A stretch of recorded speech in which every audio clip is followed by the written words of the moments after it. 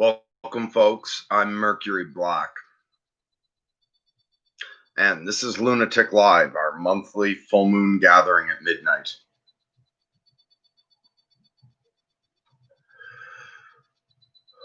I made that thumbnail earlier today with nothing particular planned for it. I just went with my feelings and scrolled through full moon pictures until I found one that felt right, which gave rise to the title. I suppose one part of me was thinking, perhaps I'll look something up by Pajot or Vervaeke about the zombie crisis, or the zombie metaphor for the meaning crisis. But that didn't happen.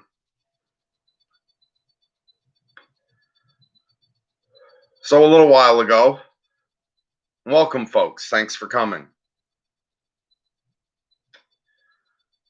I wandered into my little rundown library and flipped through various books with zombie fiction until I came across something that felt right. So tonight I'll be reading some selections from The Book of the Dead, an anthology edited by John Skipp and Craig Spector. The theme of the book is that they gathered a bunch of different authors to write stories based in the world established by George Romero with his Night of the Living Dead series. So it's just all different stories set in a universe with the zombie rules established by good old Romero. First page I turned down was to read a quote from the introduction.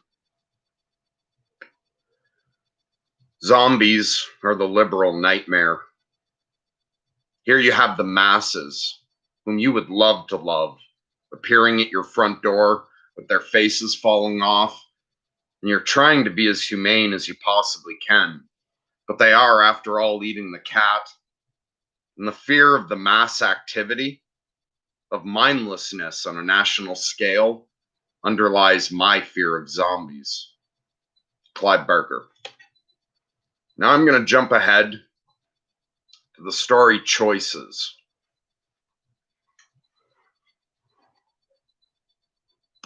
And I'd like to read the whole thing, but it's too long. So I'm going to read the beginning, a couple little pieces, and then the end.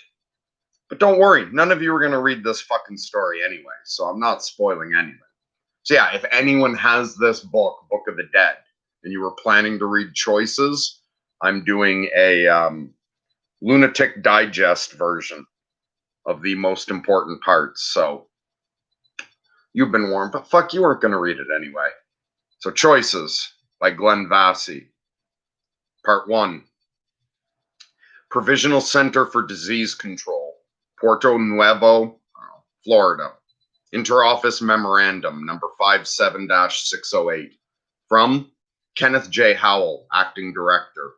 To Malcolm Foley, Director of Research. Malcolm, this just came into my hands today. Rather than take the time to edit it and risk omitting something you might find useful, I had Marcy type it just as I received it. I added only one note near the end where the writing changes hands. I still have the original. It is written in a travel-worn spiral notebook, the kind you used to be able to pick up new at any five and dime. If you think it could help in any way, send word and I'll see it gets to you. It is by all appearances authentic. The primary point of interest is in the final dozen pages or so.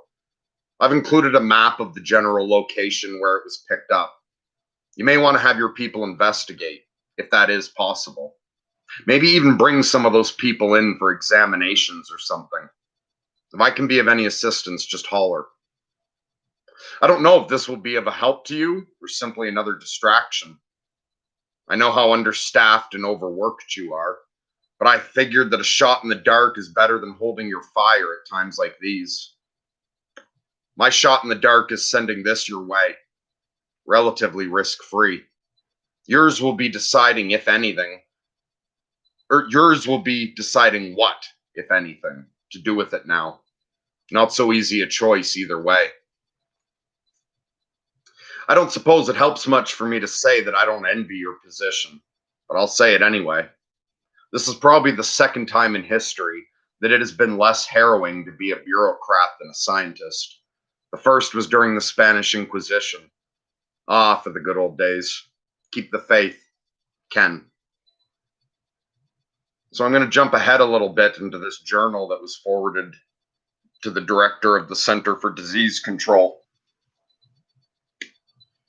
You want to know what happened on the missing pages? Go get the book. For the hope that he has offered is not the thing with feathers that Emily Dickinson once knew. No, his hope was the thing with teeth. It's the hope of survival, the hope that one might prolong one's personal experience of horror and deprivation, the foolish but stubborn hope that somehow, after day upon day of terror and pain, he might smile down upon whoever remains and lift his awful curse. We're all drowning. A drowning man cannot easily discern the difference between a timber and a straw. A desperate man cannot distinguish between a hope that is never likely to pan out and one that cannot under any circumstances. Yet these are the choices we must make. These are the hopes he has left us. I have a goal: straw or timber. A desperate man grasps at what he can.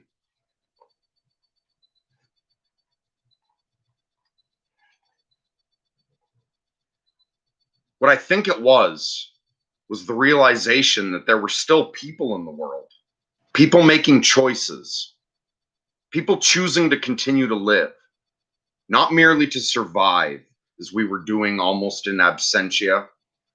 It seems to me now that that is the difference between living and surviving, the making of choices.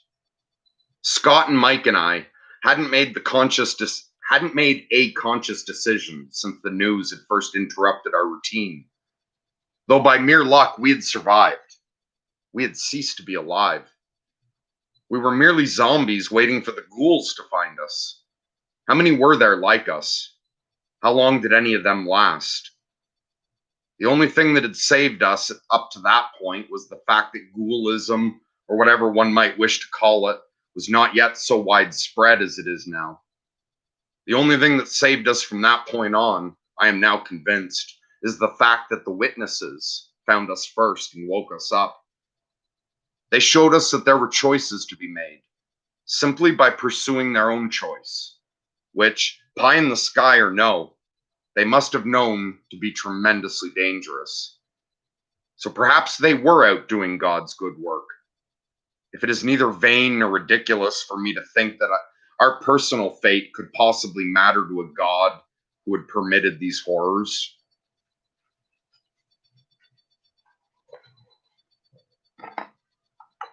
Further in the journal.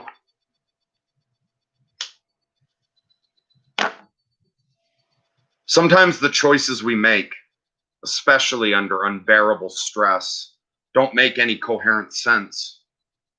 We will not allow another man to tell us that. It's the case of the drowning man attempting to mount the straw. Certainly it is imbecilic, but in such situations, reason holds little sway. Even if you overcome the drowning man's initial anger and make him understand, you will have succeeded only in robbing him of hope and making him more miserable yet, unless you have a timber to offer him. How could I have dissuaded either of them? What had I to offer them in place of their thin straws? I let them both go. Even Mike, whose choice was by far the most foolish. Even Mike, whom I have loved like a brother for better than 15 years.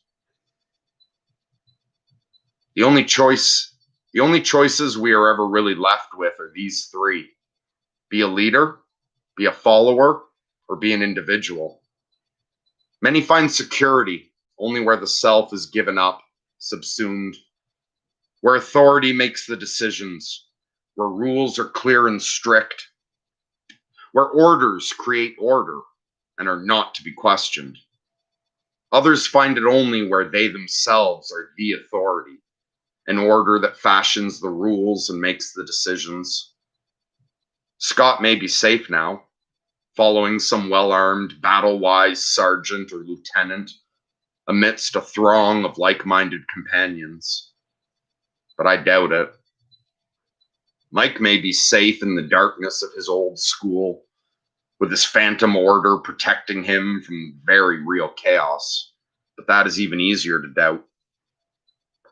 The witnesses may still be knocking on people's doors, waking people up, protected by some heavenly umbrella, but that I find is hardest to believe. More likely, by now they have knocked on one too many doors. They've made the big change, are still out there making converts, but of a different sort. Their teeth revealed no longer by their God's gracious grins, but by the god-awful grimace of a hellacious hunger. Yes, I find that easier to believe, but not to think about. And I have a goal. Straw or timber? How much further? Can I make it? What will I find? Does it really matter?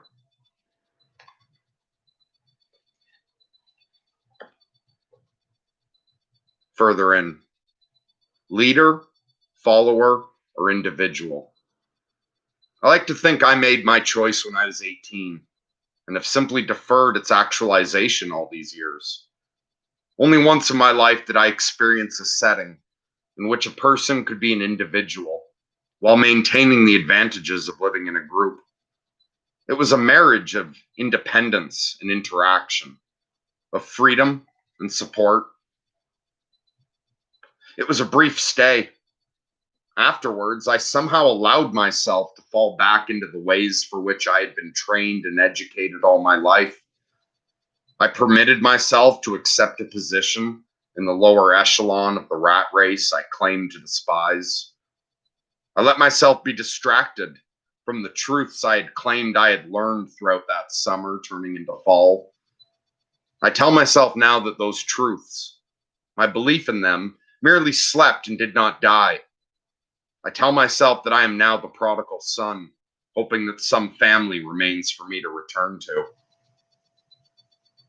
Now I'm going to make a much bigger jump, because as the introduction says, the most interesting things in the final dozen pages or so. So I'm jumping now to the final chapter in choices, 10. I am grateful that the last stages of my journey are lost to me, obscured by a fog of combined remorse and fear. Remorse at and fear of precisely what? I cannot say. I will not subject myself to so thorough an examination, at least not yet. In more general terms, I know that the remorse is caused by who and what I have proven myself to be, the fear by what I might discover if the fog dispersed, and I was forced to confront the actions and scenes that I have so willfully forgotten. I'm glad that I proved incapable of recording the events of that period here. If I had written, I would refuse to read it. Hoagie tells me that none of it matters anyway. We drank the last rum last night, and he said that nothing from the past, whether personal or collective, really matters anymore. Things are different. I am alive. I am here. You're just a new being, he told me. Just begun today. Just this instant. How can you judge yourself harshly when you have done nothing in this new life? There's nothing to judge. How can you know your limitations when you have yet to test them? You've got a clean slate. The learning process must begin again. You are who you are right now. You are and can be no one else. Make it be who you want it to be. I want to believe him. This place is considerably different than it was, more permanent, less nomadic. They've constructed shelters, which are crude and primitive, but far more substantial than anything that stood here in the past. They are no longer a transient tribe. Their primary means of transportation is lost to them. It is not that the trains no longer run, because they do, but now they are so rare and so well guarded that it is death to approach one. Only government trains. The soldiers' orders are pretty clear. Most of the people here, I think there are more than 20 of us, carry guns. I wondered briefly how the others had come by theirs, but that thought threatened to make me remember how I came by my own. I was able to curtail such thoughts just before the fog would have lifted to let me see. Maybe one day I will let myself remember. Someday when I feel stronger than I do now. Someday when I feel stronger than I can ever imagine myself feeling. Hoagie and several others set out this morning on a hunting expedition. I asked him what they hunted around here, but for reasons I cannot begin to fathom, he became uncharacteristically brisk. Meat, food, anything that'll give us the strength to survive another day. Anything whose death will help preserve us so that maybe someday some of us will have survived long enough to see the end of this. His manner disturbed me. I'd never seen him so agitated, but true to form, when he saw that I was taken aback by the tone of his response, he smiled and softened. It was a sad smile, world-weary and resigned, but I couldn't remember the last time I had seen a smile of any kind, so I did my best to smile back. Thought for the day, he said.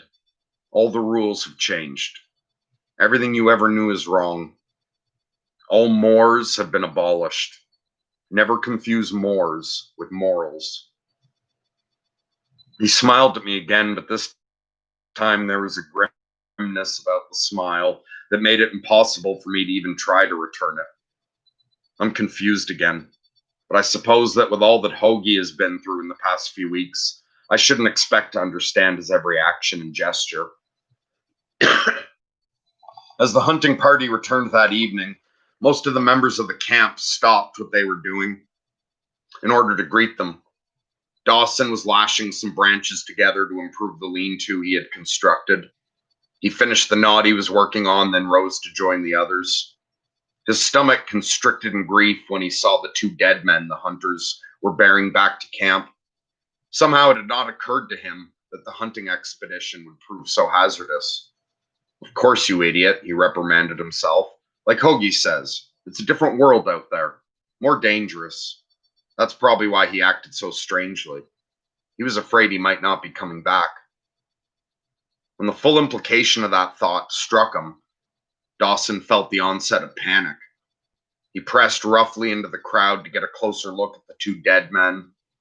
It struck him as odd that there were no exclamations of grief surrounding them, only quiet, iron-voiced conversations, in the grim tone of men discussing disturbing but necessary work. Were the hub's inhabitants so injured, he wondered, that they couldn't whip up any feeling for their own? Then the words began to register. Not long dead by the look of them. 4 days each should be half palatable. Best we can hope for, considering. And what I wouldn't give for a side of fucking beef, venison, Big fucking Mac. When he gained a vantage point, he lost all ability to be confused by these half-caught phrases. There was something familiar about one of the corpses. Not the familiarity that he had feared, but something irreconcilably worse. The fog that had obscured his recent past vanished in an instant. He could not take his eyes off the bright blue short-sleeved shirt with its huge dark stain of dried blood, except to look up at half the man's familiar face, the half that had not been destroyed by one or more of the hunter's bullets. There was no doubt left in him. though he sorely wished there was. Hoagie's voice cut sharply through the others. Rory, Mojo, Harrison, you clean up and dress him. Greg, build up that fire and get the rig set up. Dawson doubled over and vomited where he stood. I leave this place at dawn, though there is nowhere in the world that I can go. Listen to me, damn it. You can't stop the fucking world from being the way it is. The world's got a hell of a lot more momentum than you or me or every goddamn soul in it could ever fucking muster. You gotta accept that first. After that, you got two choices. You quit the world by dying, since that's the only way out that works, or you give in to the momentum and live as long as you can, hoping against hope that the world is going to get better. Because if you don't give in to that momentum, you're quitting whether you say so or not. Because the world's going to roll right over your sad old bones. It's going to crush you, baby. Hoagie's face was red and tight, his voice a controlled fury. Dawson refused to look at him. You walk out of this camp tomorrow and you're quitting. Quitting help and hope and any chance you might have of even thinking you might live long enough to see the end of this thing. And all over what? You say it's a matter of principle, but it's not. Principles are based on morals. And what you freaked out on ain't morals. It's a breaching of your basic cultural training. That's all. Training you received in order to get you along in a culture that is now dead. It died weeks ago, man. Might as well be years. Might as well be centuries for all the good you're sticking by its learning is going to do you. Dead is dead. Let it go, man. Hoagie took a deep breath, trying to calm himself a little. Try to think of it this way. The world you grew up in had mechanisms to teach you how to deal with all of the compromises that it demanded. You learned so well so that most of the time you never even knew that you were compromising your silly ass off. When that world died, everything became new, different, more demanding. The compromises became more obvious because they weren't the same ones you had lived with every fucking day of your life. There weren't no mechanisms anymore to teach you how to accept them either. Okay, the world sucks. Everything you knew is wrong. You can't deal with it, but you can deal with it so long as you adapt. Adapt or die. That's what it comes to. There was a lengthy silence. You getting any of this? A longer silence. Fine. Make your own choice, man. I've made mine. Hoagie turned to walk away, but Dawson's meek voice arrested his movement. It scares me, Hoag. Hoagie turned to look back at his friend Dawson's eyes. Dawson's eyes were pained. You're inviting whatever it is did this to them, made them walk again and all, into your own systems. What if it's a virus, a bacteria, an infection of some sort? It could kill you. It could make you like them. Hoagie shook his head. If we don't eat, we die. Then we'll be like them soon enough. Some of us have been eating like this for 2 weeks or better. And we ain't lost no one yet. At least not like you mean. Dawson let his gaze fall back to the ground. I don't know. I just can't. He left the phrase unfinished. I am weak, a coward. I have proven this in everything I've done. I don't know where to go. I'm not even strong enough to maintain my own resolve. If I stay, if I choose even to eat with them, am I choosing out of some reserve of strength to adapt? Or more simply out of weakness, choosing not to die? Are such distinctions real? Or am I merely tormenting myself as Hoagie insists? Morals, mores, are any distinctions ever real? Do we ever really encounter any choices we're capable of making? It has been days since I could bring myself to write. I see now that it serves no purpose. Probably never did. A lot like my life that way. I see this now as the journal of a dying man, as dictated to his murderer, cause of death, betrayals. First, his betrayal of others. Finally, his betrayal of himself. The fogs have lifted completely. I can see all of it now. It is only by the grace of that fog that I have lasted this long. Excuse me, that he has lasted this long. This is an obituary. I must remember to keep it impersonal. His betrayal of the woman, leaving as he did, when he could have stayed and saved at least her, wounded him severely. His betrayal of the preacher, again, in leaving when there was something yet that needed to be done, one final favor begged but never granted, wounded him further. But he was finished off by his betrayal of himself, ironically, in not leaving when he should have.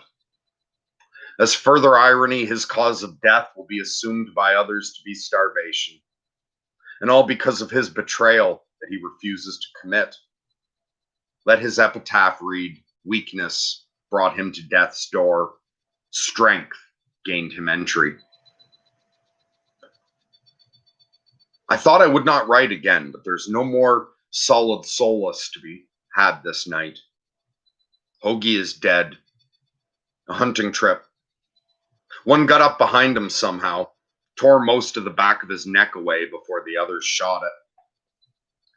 He died before they got him back to the camp. I asked them, angrily I must admit, why they had brought him back.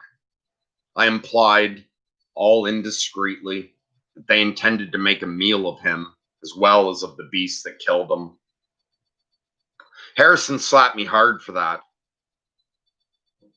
Several others hit me even harder with their eyes. Can't say that I blame them.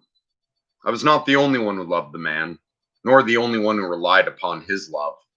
We are not cannibals, I was told, and though I wouldn't admit it at the time, I understand the distinction.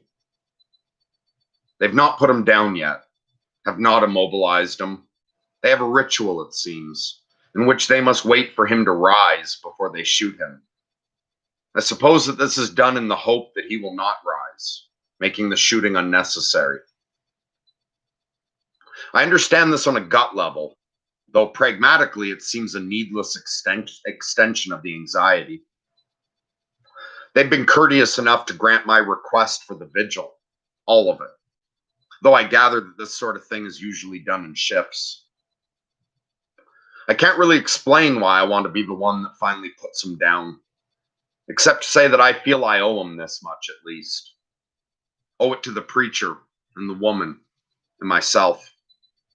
I guess that I still have something to prove, that I'm not all weakness and betrayal, that I can at least once do right by those who have done right by me.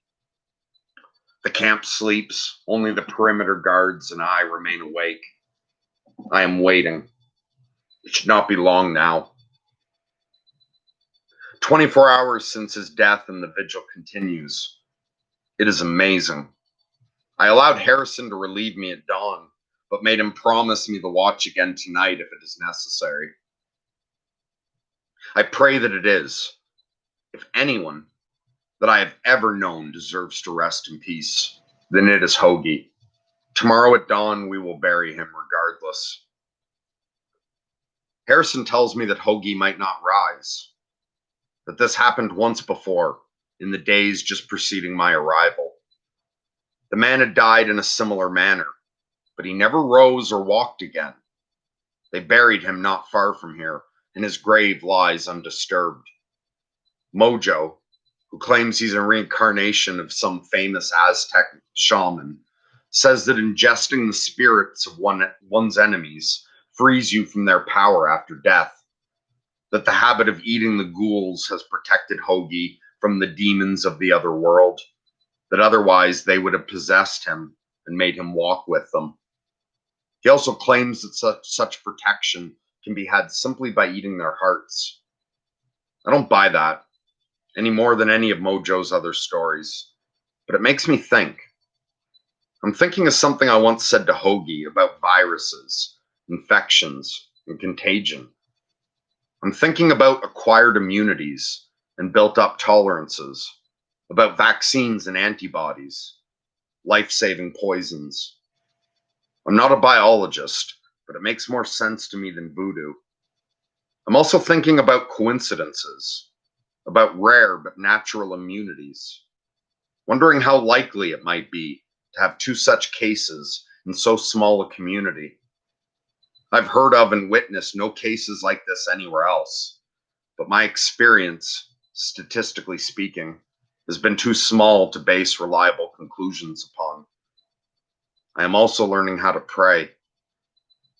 We buried Hoagie this morning. At his wake, I broke my fast.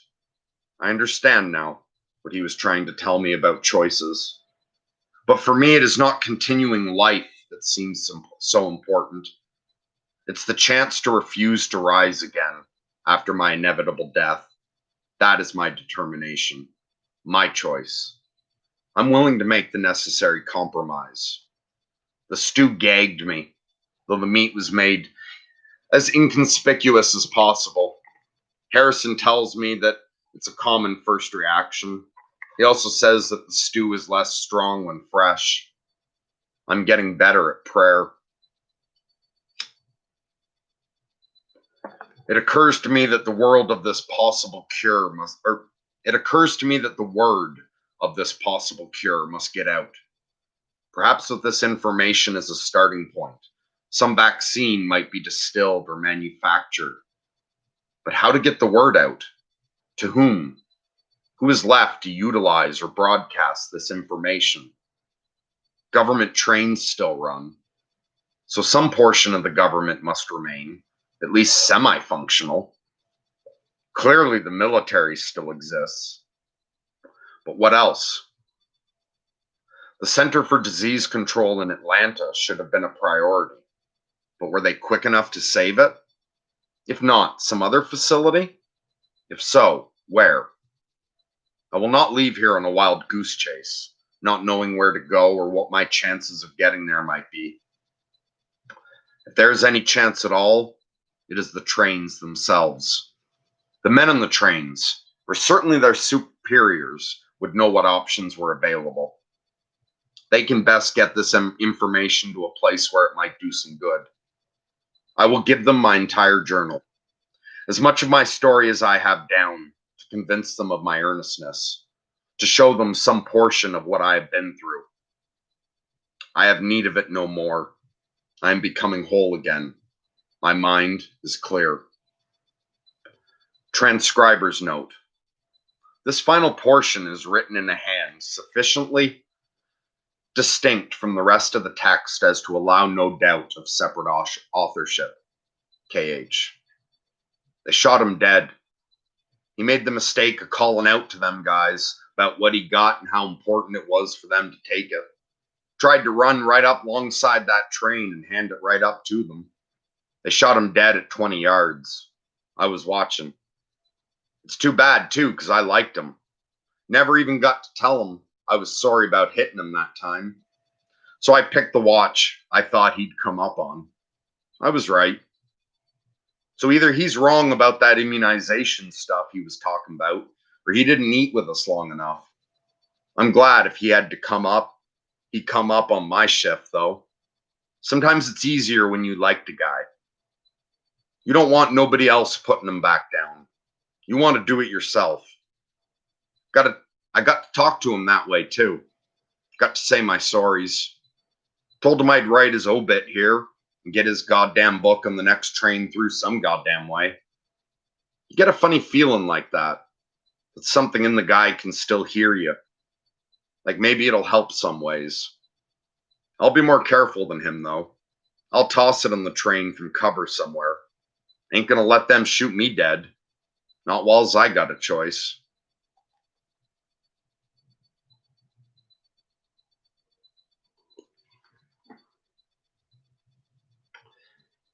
Hey, that ate up a whole half an hour.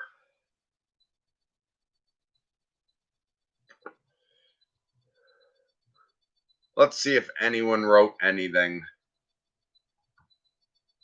that should be addressed. Yes, brains. Wait. Okay, Matt said no sound, but I think there was sound after that, right? Okay, yes. All right, good. I would be very disappointed if I'd been on with no sound that whole time.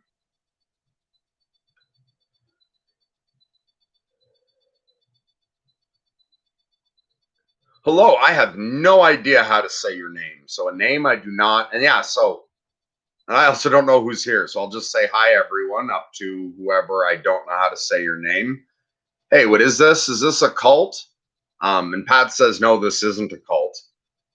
And the interesting, unreadable name says, what is this, political? And Tarot for Self-Knowledge wisely responded, we rarely discuss politics, if ever. And the unpronounceable name says, is this storytelling? Yes, I was reading a story. And this is Lunatic Live. I'm Mercury Black. I'm insane. And I come on and talk about shit.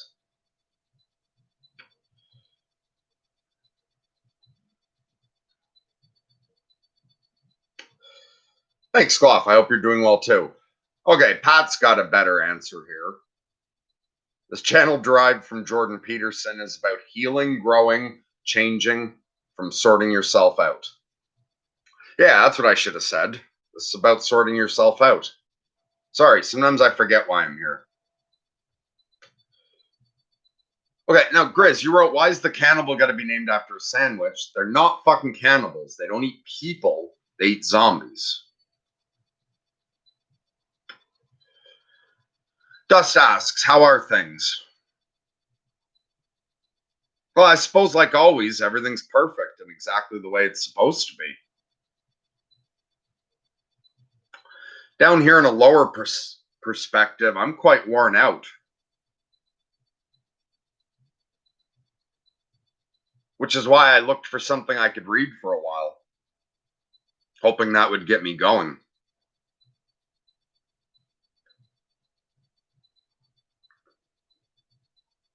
Okay, and Grizz says it's Azoth in fancy pants font. Okay, so it says Azoth. There, I learned something tonight. Anyone have any questions or comments? Because right now my head's full of crickets chirping.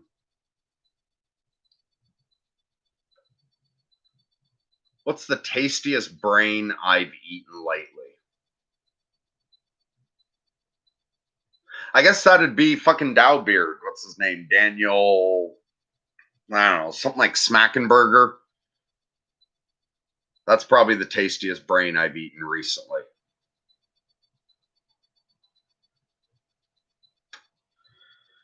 And you also get burned out every once in a while. Yeah, even though we're still only midway through summer, the amount of energy I put into spring and the first half of this summer has worn me the fuck out. Well, it's not a great way to start a live stream, but I started this out feeling like, fuck, I am tired of talking. I do so much talking lately. It has been months since I've spent a full day without talking. Like months and months where every single day I open my big fat mouth and say something. Plus, there's tons of days where I talk for like fucking 9-10 hours. Too much talking. I'd really love to take a couple weeks of just total silent retreat. Like leave my phone off. Use the internet only as a library, radio station. A place to look up what I feel like taking in.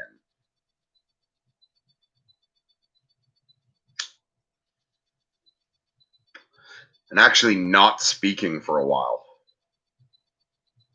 And I've noticed at the end of the day, my throat and tongue is tired. Most of you have probably never spent like months of almost no talking, where you just see someone every now and then.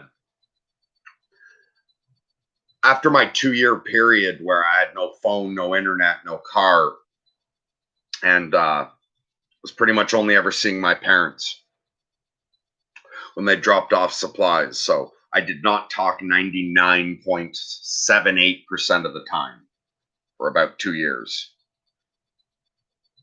When I ended that and started talking to people again, I noticed it only took about 20 to 30 minutes before my tongue and throat would get sore.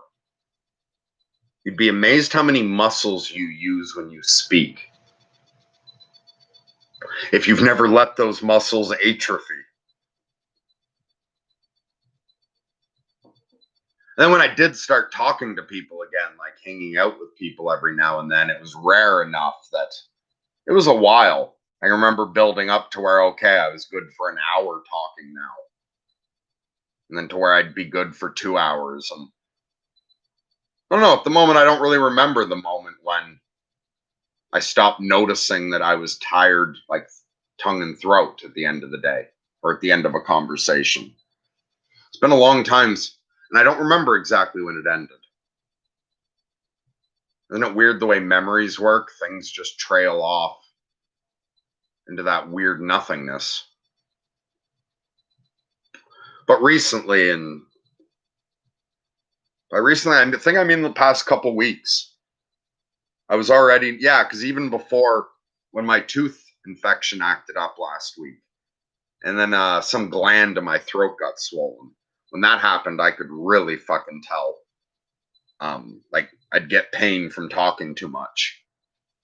But I'd already noticed before that after these past couple months of so much talking every fucking month and never taking a day off, my throat gets tired by the end of the day now. Every day. I don't know how I got rambling on that, but something else comes to mind. So instead of looking at the chat, I'm going to keep ranting. Isn't it weird the way we don't know where we started? I mean, there's some weirdos like Ray Bradbury who say they remember being born and shit like that.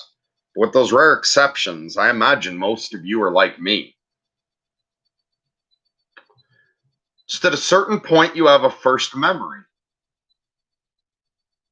And whatever your first memory is, you just remember existing. You don't remember being new. And you're taking everybody's word for it where you came from. And it's a weird fucking story. You grew inside someone else. So there's a person, then you started growing inside that person and came out. And as weird as that fucking story is, you believe it because you observe that that's where everything else came from. But I don't remember that.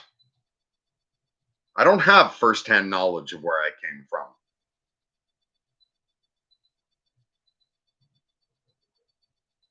My earliest memory was when I first realized I could climb out of my crib. I don't know how old I was, but I don't know if I was speaking yet at this point, because in the memory, I did not try to speak at any point. Memory starts with my mother putting me in my crib and a feeling of intense disappointment. I did not want to go to sleep, and I was bored. I didn't have the language to think of it this way, but it was the feeling of, no, my mind is awake and I'm intellectually curious. So my mom put me into the crib. I was in diapers and a onesie. I remember thinking like, fuck, this is boring. And like, this is it now until tomorrow. And when you're that little, like time seems to drag on. So it felt like this, oh, I'm inside this, I'm stuck here. Because to me, the crib was something that was inescapable. I was just there until my mother comes back for me. Or my dad. I had both parents. But no, the thinking was, because the routine was, it was usually, like most often, mom that got me up in the morning. So it was this thought of, fuck, I am inside this fucking crib until mom comes back in the morning. And I don't want to go to sleep. And then I remember just looking up at the edge of the crib and wondering, wait, is that an impermeable border? Do I have to wait until mom comes in the morning? And so I got up and I remember grabbing onto it and starting trying to climb up. Then I remember the moment where I swung one leg over. And so I was balanced on the crib rail. I had this moment balance there where I was like, do I try to keep going over? Because I could fall and really hurt myself.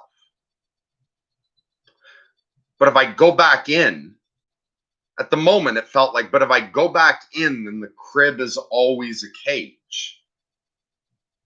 And it felt similar. It's weird because a lot of it not thoughts and language that I remember, but the emotion was very similar to when you make life decisions that you worry might fuck your life up forever.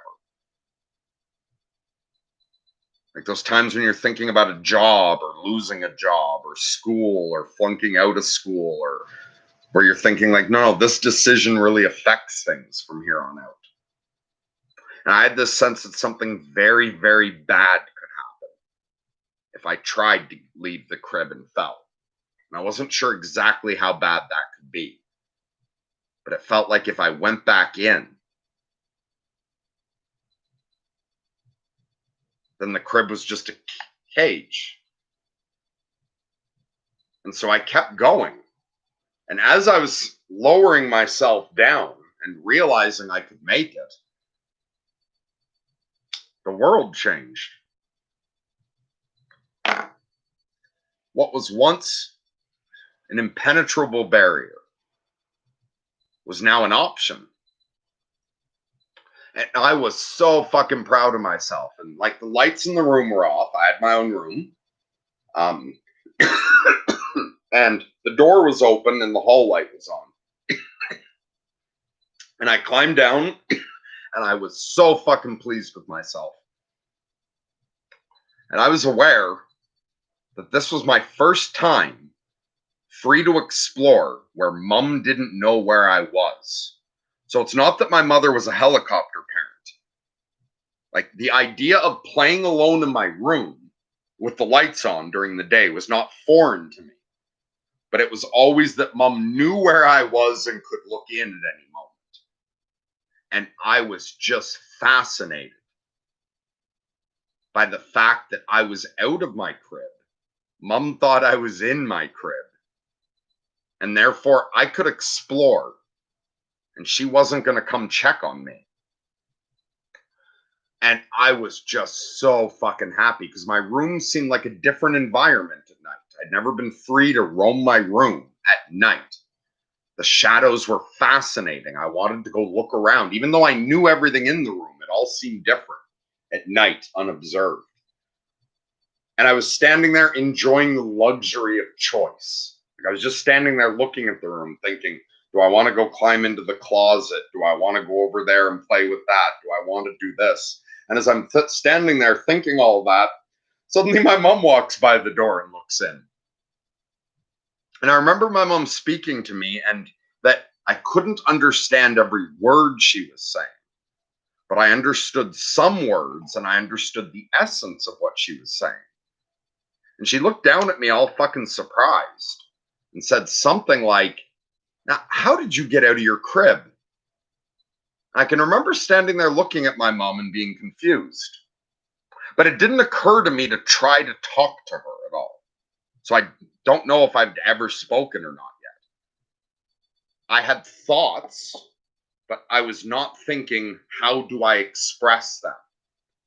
And when my mom asked, how did you get out of the crib? I was so confused because I thought, why are you asking me how I got out of the crib? Obviously, you can climb out of a crib. And even though I had just discovered that, before I believed you couldn't escape from a crib, I just discovered I could. but because I discovered it, I figured my mother must know that you can climb out of a crib. And so I remember thinking, how do you not know that I climbed out? Why are you asking me how I got out of my crib? And then my mom turned to the side and yelled, George, which I knew meant dad. She called him in, and the two of them stood there talking for a minute, so I assume I was young to be climbing out of my crib. And they stood there talking for a minute where I could tell the confusion was, had I climbed out of the crib by myself? Then after a minute of them talking to each other, Mom came and picked me up and put me back in the crib and told me I had to go to sleep now. I remember she set me back in, this feeling of like, oh, for fuck's sakes, that was going to be so much fun. But then I looked up, and on the end of the crib was one of those toddler toy things, like this panel with all little buttons you can push, and there's a bell, and you can spin this, and you press on that, and it squeaks. Just the stupidest thing. And as my eye caught that, I was like, oh, well, there's this to do. But it's funny because it seemed like such an intricate thing to explore that it's very similar to the feeling of sitting down with like some good book, like a nice big book, where the feeling is like, hey, this will entertain me for hours. This is a great, thing to dive into intellectually. Then I just remember sitting there starting to spin and press buttons and finding that interesting. But I don't know anything before that. And it seems to me I didn't wonder at my own existence. Parts of the world I really wondered about when I was that small. What was the room like when the lights were out? Was it different than when the lights were on? But the parts of the world I knew what they were, like mom and dad, seemed obvious to me and like they'd always been there. Just like once I got out of my crib, and even though I had just learned that you could climb out of a crib, it now seemed an obvious fact that didn't seem new anymore. So it seems to me like when I was that age, the world was full of mystery. But the new things that I had just discovered didn't seem new or strange to me. As soon as I discovered something, it just seemed obvious. But I assume I was even smaller than that once. That's what they tell me. And other people I see start out smaller than that and get bigger. So I guess I really was inside someone else once. And I guess I grew into that. But the fact of my existence felt obvious. I don't remember wondering where I came from. It seemed obvious that I existed. And it seemed expected that there would be a mysterious world to explore.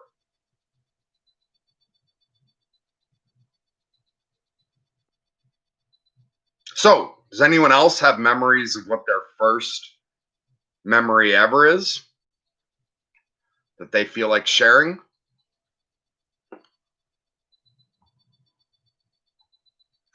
Oh, someone already wrote one, I see.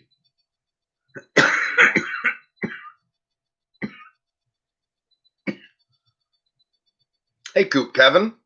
I hope your family reunion went well. Have I been out much lately? No, I never leave my fucking farm. Although recently I've left my house once, like a week and a few days ago, I had to go to the emergency room because of extreme tooth pain and infection. But that was like my 5th time leaving my house so far this calendar year. And 4 out of 5 of those times were going to the emergency room because of my broken fucking tooth that I can't get fixed because COVID backed up all the dentist office. Oh, and Grizz reminded me I can do a creepy moment of silence anytime I want. Thanks, Grizz. Okay, so Offhanded is informing us that currently the temperature of the south shore of Lake Erie is 77.2 degrees and the moon is nearly full. Thank you. Yes, and the full moon in my time zone occurs at 11:58 a.m. And so since I always do it at the midnight closest, if it had been 3 minutes later, a full moon this time, then I would be doing this tomorrow night.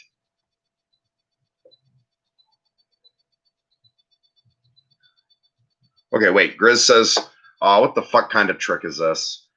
Please say Gossalalia? Gossalalia?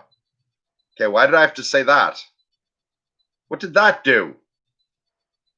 Did I just say some fucking phrase that triggers some sort of event? Did I just activate some secret group you have waiting, Grizz?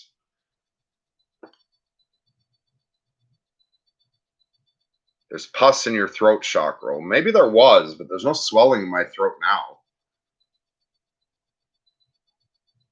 now. Pat says, remember how we forget memories? Grizz says, don't James Hetfield. Why, what the fuck did James Hetfield do? You saying don't Meatloaf? Did Metallica have that problem too? Where James threw out his lung or his throat muscles or some shit? That's not called doing a James Hetfield. It's called doing a Meatloaf. Okay, so Tarot for Self-Knowledge says Joe Rogan mispronounces Gossalal. Okay, wait, that's spelled different than Grizz's. Gossalalia.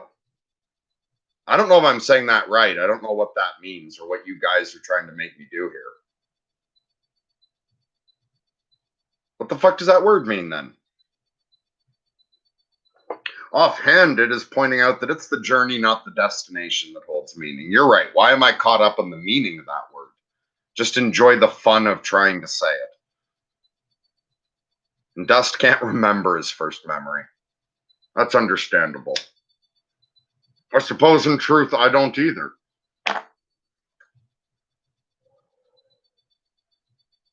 Okay, now Grizz is saying that Tarot's dreamy and meta. No, you're saying that at Tarot for Self-Knowledge, which, by the way, is an excellent channel. All those of you who are interested in tarot, check out Tarot for Self-Knowledge. Free on YouTube. Okay, so what are you telling Tarot? That's because he's so dreamy and meta. Who is Joe Rogan? I did not know that you had a thing for Joe Rogan.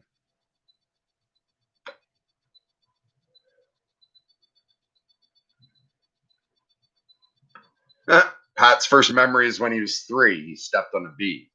Okay, so I don't have a memory of this, but this is one of those instances where, as an adult being told the story, okay, fuck, I don't know. Maybe this is an early memory, but it seems to me I only remembered little images after my mom told me the story. So I think I'm doing that thing where when you're told something happened and you were there, your mind starts to fabricate it. So my memories of this, to me, seem more like visualizations. But my mom said when I was a little kid once, when I was about 3, she came into my room and I was playing with a bee, where I had a big bumblebee, and she said I had it on the back of a car and was driving it around the floor, but that I would like pick it up and walk around and was playing with it with the toys, and that it freaked her the fuck out. She was really worried I'd get stung. So she asked me to take it outside, and she said, like, I carried it outside, and like I said that it could go, and it just flew away. So apparently when I was 3, I got along very well with bees, but I don't remember that. I think I was like 6 or 7 the first time I got stung by a bee. I can remember that.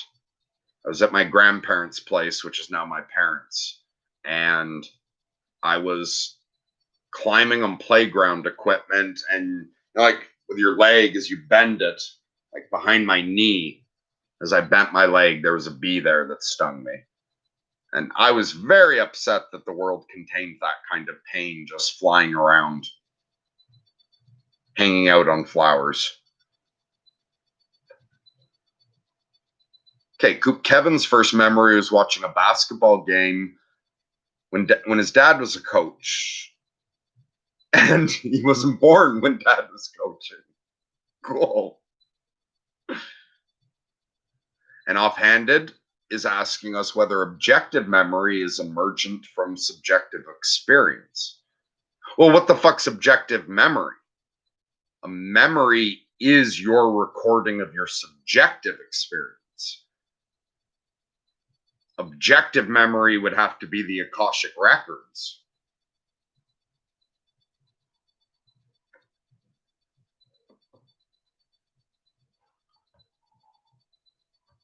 Okay, why isn't this moving? Okay.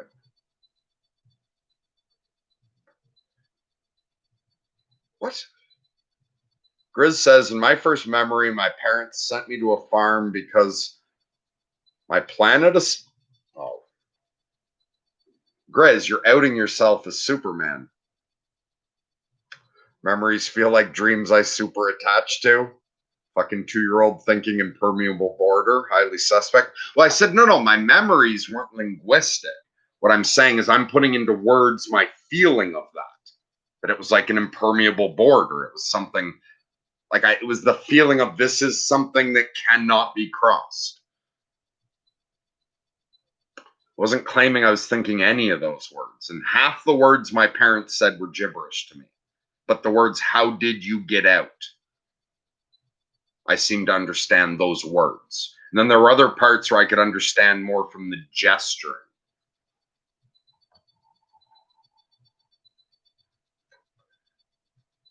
And Grizz says that for real, his memories are condensed narrative one-liners with a visual flash, like when the shed opened to my lime green first bike. Ah, interesting.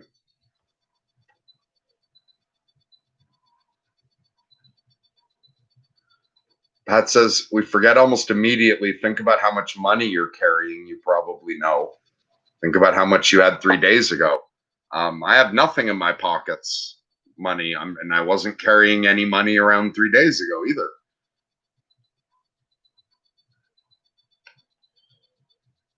Okay, offhand wrote something that looks smart when just skimming it. Grizz, this is the post hoc rationalization of a pre-rational mind, like Jung's work on tribal civilizations, claiming that greeting the sun isn't a ritual. It's just what we do. And Grizz's response was, question works better if that isn't constant zero.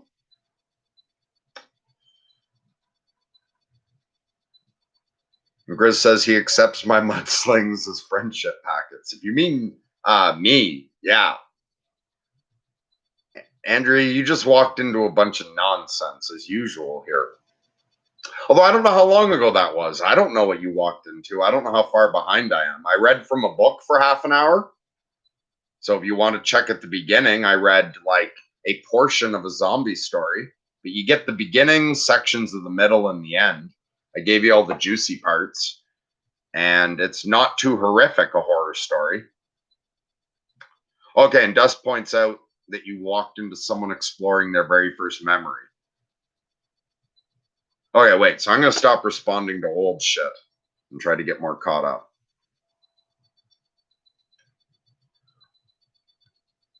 Okay, wait. But I do want to read out people's first memories. I find that interesting.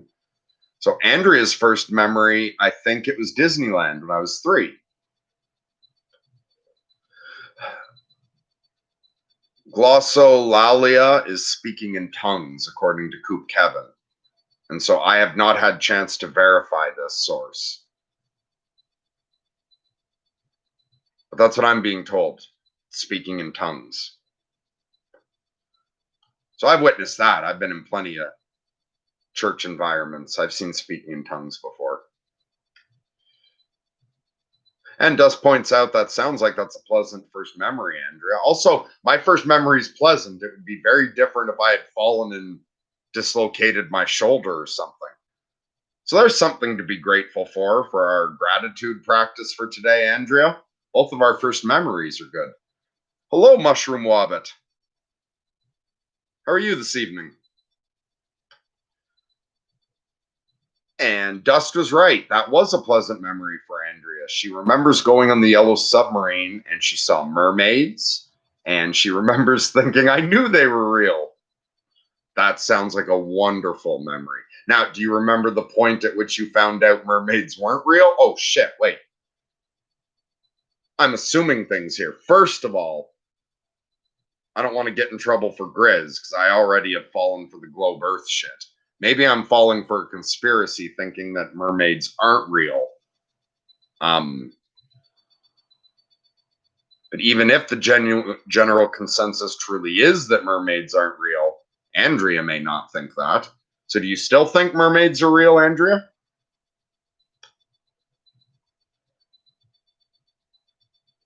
And Dust says, of course they were.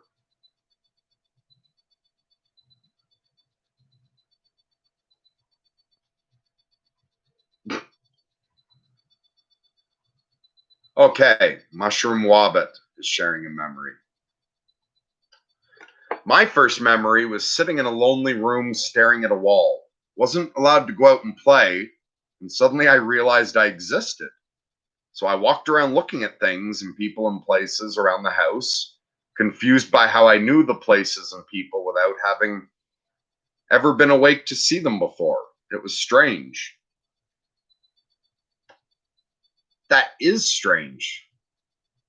And that's the perfect place to take a creepy moment of silence, but I'm going to partially use this to go relieve myself.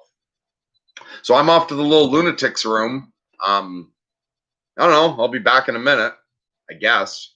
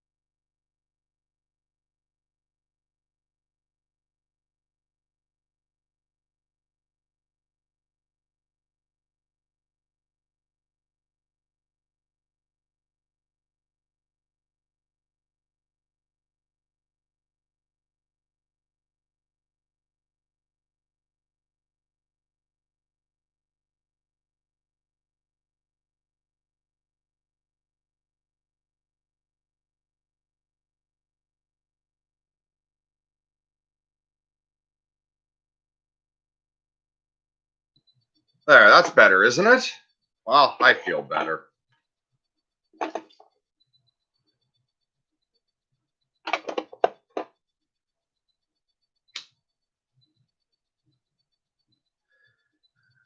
I'm back, but you're going to get a little more creepy silence.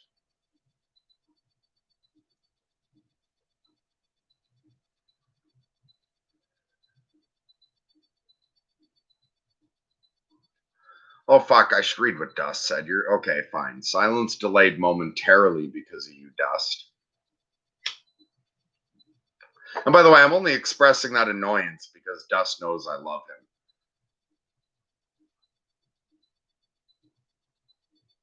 I don't actually express annoyance at people I'm annoyed by publicly. So it's a sign of friendship. I hear our brain works by filling in a lot of blanks. Explains why some of my early memories I can look at from the third person. Yeah, I've observed myself doing that, like with all my nonsense mindfulness for hours and hours. I've observed how if you find two pieces of, like, even if you just go back a few days or a couple weeks ago, and you can find two events that you can remember on the same day, but you don't remember how you got from one to the other, but you remember, like, in the morning I did this, in the afternoon I was doing this. When I pay really close attention to trying to remember the transition, I've noticed a difference between what feels like sometimes gaining some memory, that's very rare, that when I'm trying to connect to memories, that it's not immediate, the connection. Most often, when I look really closely, there's a different sensation's not the right word. I don't know, whatever the word for a mental sensation is, there's a different smell to the thoughts than what's a genuine memory, although even our genuine memories are warped. But it seems to me like your brain starts making shit up and plugging it into the memories. I think I've observed that in myself. And yes, definitely, I've heard someone point out how if you're told, like if you had been to the beach as a small child, like at the ocean, try to remember being there, and that if you think of that, you'll often picture yourself from the third person on the beach. And so obviously your mind is making that up, but it feels like a memory. So I'd heard someone else explain that before. And in my own careful observations of my own awareness, I think I've noticed the difference between when my brain's doing that and when my brain's remembering. But I can only notice that difference if, like, I'm slowed down. I'm in a sort of mindfulness mode. I only notice it like, yeah, if I'm observing carefully the way I'm remembering. I won't notice that kind of distinction if I'm caught up in a conversation. Or right now, I can tell because of the way I've got the talking part of my brain active. I can't examine the way my memory works as closely as I can if I shut down all of that thinking about the other shit, where you're just lost in your own thoughts.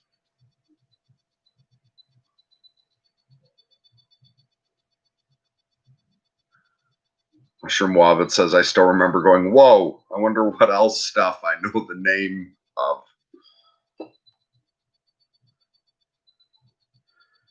And Grizz just yelled at Andrea at the bangs for no reason. Oh, because you gave her a wrench. Oh, right. And so also everyone who likes IDW type shit, if you like podcasts where people dive into like a topic and talk about it for an hour, Andrea with the Bangs is a friend of the channel, and she gets amazing fucking guests. She's also a personal friend, so I would appreciate it if you're not already subscribed. I mean, only if you think you might be interested. But if you like IDW type long form conversation, check out Andrea at the Bangs. She's got some awesome material there. And Dust's first movie was Fievel, An American Tale. I think I've seen that, but I don't remember that at all.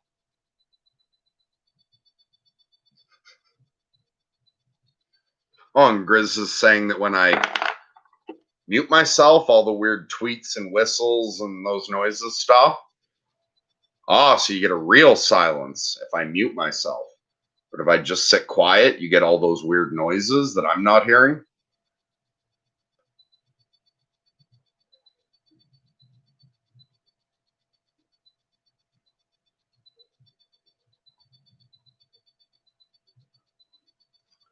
Yeah, Andrea, I'm also with Coop Kevin. How have you been? Inquiring minds want to know. Grizz, we're not trying to hypnotize them with the noises. We're hypnotizing them with the word. Well, no, not hypnotizing. But we are controlling their thoughts with our words more than those noises.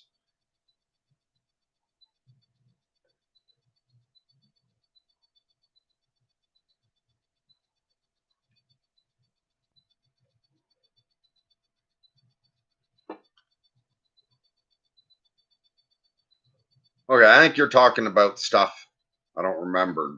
Grizz wrote, how I love to chop and serve little fish. First, I cut off their heads, give their belly a slice, then I grind some sauce in. Does it make it taste nice? I don't know what the fuck that's from. What are you having me say?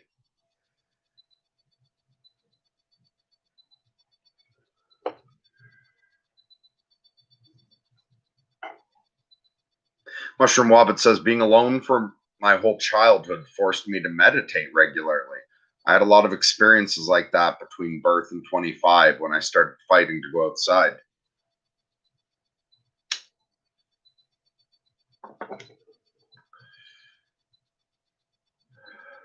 I remember as a child, like, enjoying my time alone. I had a little brother. and a stay-at-home mom, and was socialized fairly often. I rarely felt lonely as a child. Occasionally, I'd miss a friend, specifically. But as a small child, I didn't tend to get lonely. I was happy to just lose myself in imagination. Now, I had no mindfulness before getting hit by the bus and going insane. My childhood, my teenage years, my 20s, no mindfulness at all. I thought I was my thoughts and emotions. I wasn't aware of the rest of myself.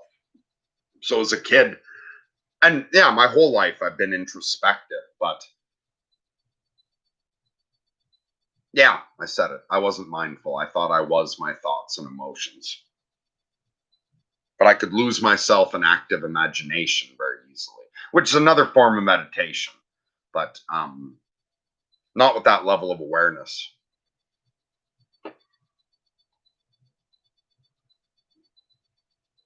Oh, this thing isn't moving. I still, okay, it looks like I'm still on. Oh, it's moving again. Hooray.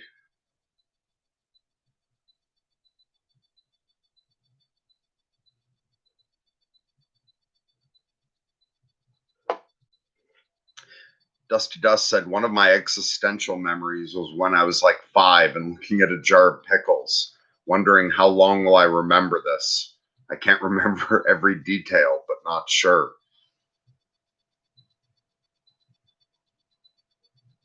Fascinating. I find as a small child, like now that I'm not stewing in the back,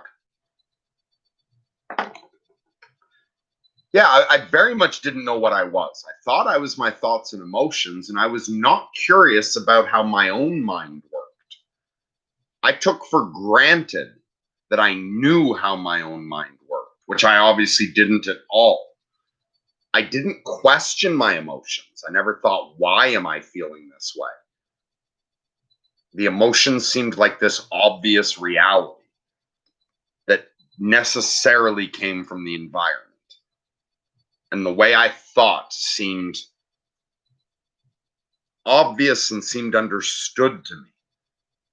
I was not curious about how my own consciousness worked, but I was curious how other people's consciousness worked.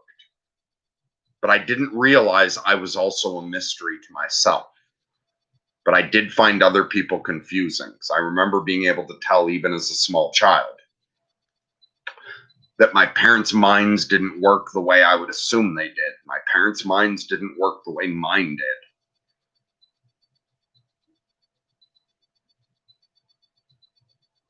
And I didn't question how I knew shit.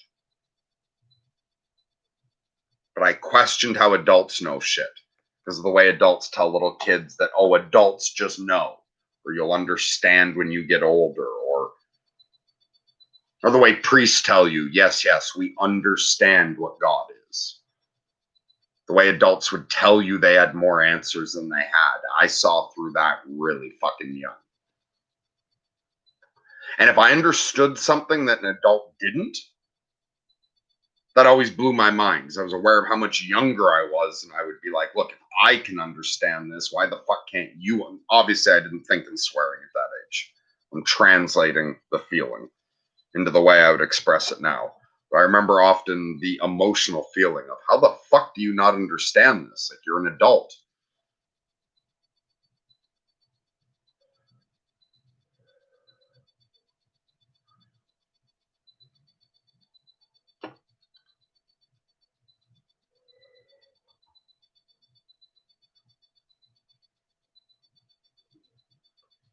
So Mushroom Wobbit says the background noises do sound like you're on a spaceship or something. Huh. And I don't rewatch myself. Like, I have seen, like, I've watched a tiny, tiny, tiny bit of my streams through the shitty camera. So I'm aware, like, of what some of the noises at least sound like, but I don't watch myself, so I don't know what you guys are really hearing. And I don't know where the fuck that comes from. My computer didn't used to do that. Also, this computer's doing a lot more weird shit lately. I think it's getting old. Today, for the first time ever, it just decided to turn itself off at one point, and then it wouldn't turn on for like 5 minutes. And then when it did turn on, it took over 5 minutes, I think, for it to turn on. I don't know what the fuck all that was.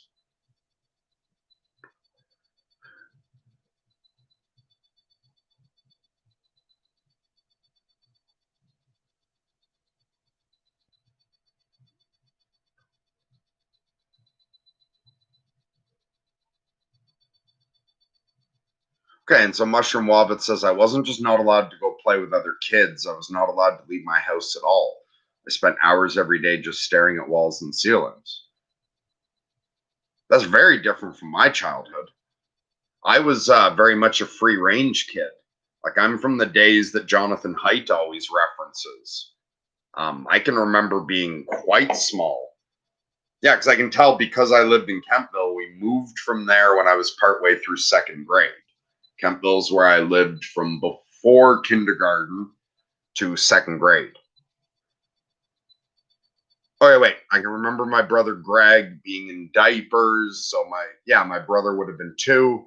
So I was 4. When I was 4, I was allowed to walk down the block to my friend's house by myself. And we were allowed to play outside. And I remember the rule was always once these street lights come on, you've definitely got to be home. And that for the dinner thing, because I was too young to have a watch, I think we just got hungry and came inside for dinner. But as a small child, I was allowed to play around town. My parents just trusted I would come home, and I always did. So that sounds odd. What the fuck was up? Like, was there some sort of situation, or is it just that your parents were overprotective or negligent in some way?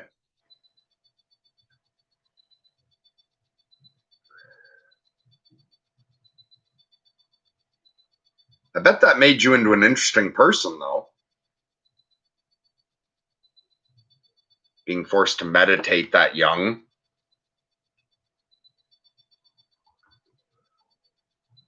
Pat's first bread was Wonder Bread. Oh, so now we know the corporation that's got Pat paid off. All right, get your big check from Wonder Bread, Pat. Oh, okay. So the fish thing was from The Little Mermaid.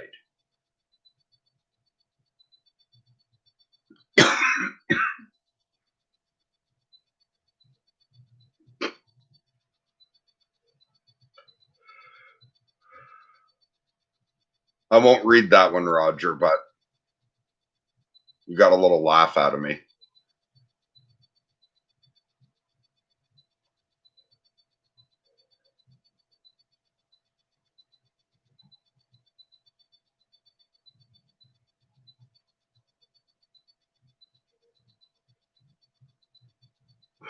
Mushroom Wobbit's wondering if I have bugs in my house.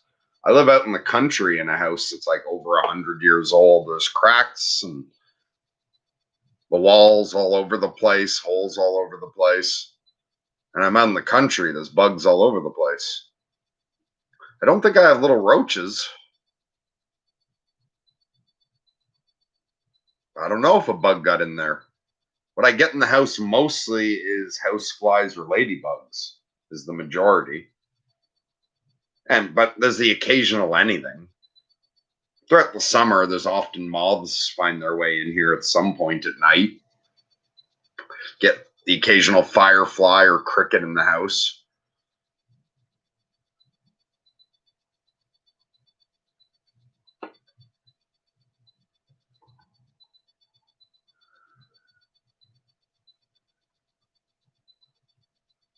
Holy shit. Mushroom Wobbit says when I was 17, I walked down the block to visit a friend for an hour.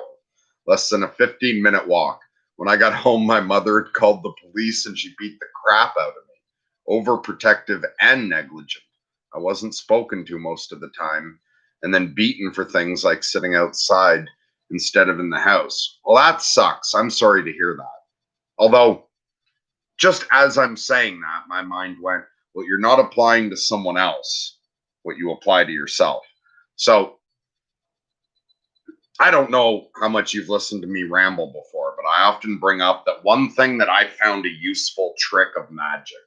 Like if you want to look at how the power of consciousness shapes both your destiny and reality, and what the power of words are. Um, yeah, so anyway, studying under my imaginary friend, my archangel. At one point, and working on all my mindfulness training and learning how to be a good little lunatic, like figuring out how to survive being insane, meant I had to look very closely at everything that went on in myself and figure a lot of weird shit out. And so what I noticed at one point was that any time something difficult happened, somewhere in the back of my head was the question, why did this happen to me? And I found it's often not even that I realized that I was asking that question in the back of my head. It's just that that was happening back there. But because that question was being asked in the back of my head, answers were popping up at the front. So what I noticed was, say something, especially if something actually happens to you that like any decent person would agree is wrong. Like for instance, what you're talking about, mushroom wabbit. Because sometimes we're upset about something we shouldn't be. Like we had no right to have whatever it was. Someone else was simply asking us to respect a boundary. We were confronted with the consequences of our own misbehavior and don't like it. I'm not even talking about just those situations, but we do it then as well. But it's the easiest to notice if you observe when someone else has obviously done something suboptimal, to not sound overly judgmental. Like that's suboptimal treatment of a child. We can all agree. But anyway, because if you let the background question run, why is this happening to me? You'll notice all these thoughts popping up in your mind.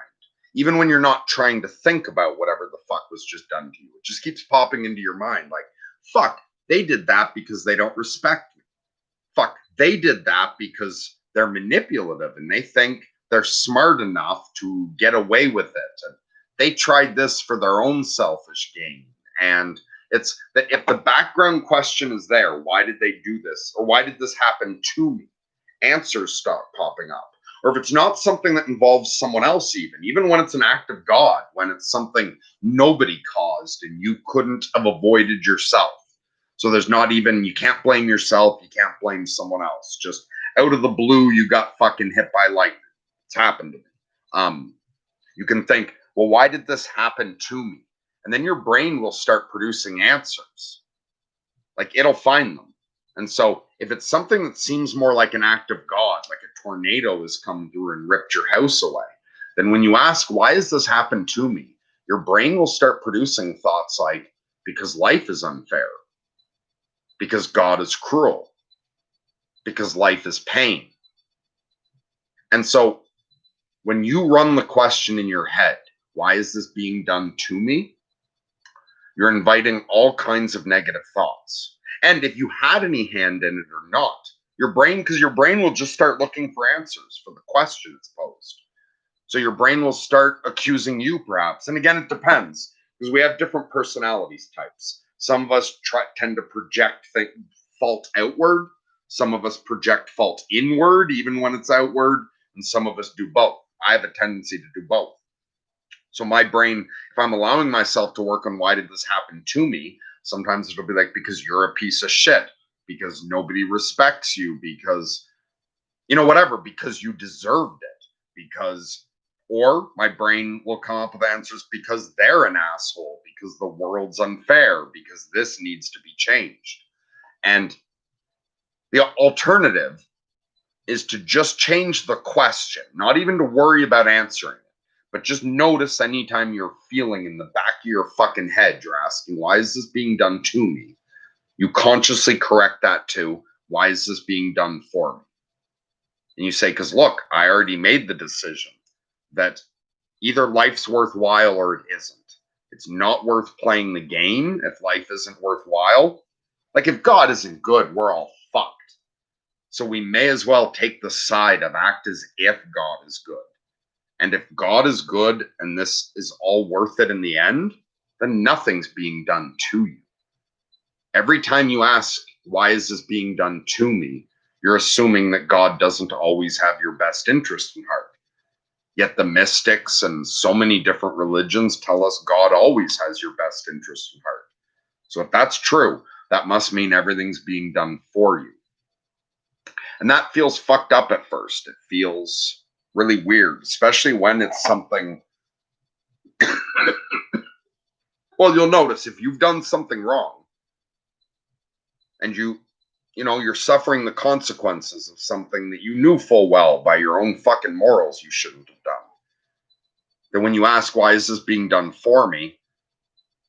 One answer that'll come up is because here's the way in which you're acting improperly. And this situation is applying just as much pressure as is necessary for you to face that. This is being done for me to correct my behavior. That's sometimes the answer you come up with. And even if you're not to blame in some way and you've done everything right, and for instance, out of the blue, some drunk driver swerves and you were, on the sidewalk, and suddenly you're in a wheelchair. Well, it's weird, but if you ask, why was this done for me? Your brain will start finding answers. And the odd thing is, some of them actually make sense. And if you work from the assumption that everything's being done for you, and that those fucking Eastern ideas of a crisis is simply an opportunity wearing a scary mask, your brain starts coming up with those kinds of answers. And you realize that it's a choice which way to frame it. And if you decide to go with, even though there's no proof as to whether God's good or not, you decide to go with, okay, God's good, so the game must be worth playing, seems to me the right way to play is to always input the question, why is this being done for me? So that you can look for the answer to that. And the fucked up thing is when I follow that ridiculous little game, long term, it appears to justify itself with outcome. It appears to actually lead me somewhere where the parts of my life that were once unbearable to remember, like in the story, those parts of you that you couldn't even admit to, they were so wretched, seemed like an integral part of the whole and seemed necessary. And that the nightmares that used to be something that you wished you could fucking forget, but not just forget.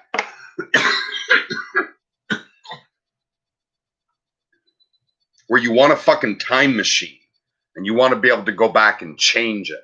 No, I never went crazy. That's embarrassing. Go back, get out of the way of the bus.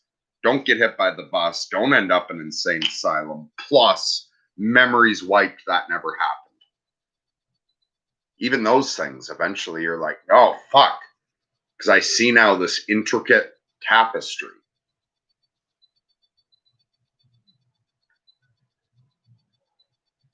And I see this path. And I see how you can't go back and remove any part of the path and still have it lead this direction. And you realize that you can't unpick one knot of that tapestry, or the whole thing's going to come unraveled. And you begin to see that the game is worth it.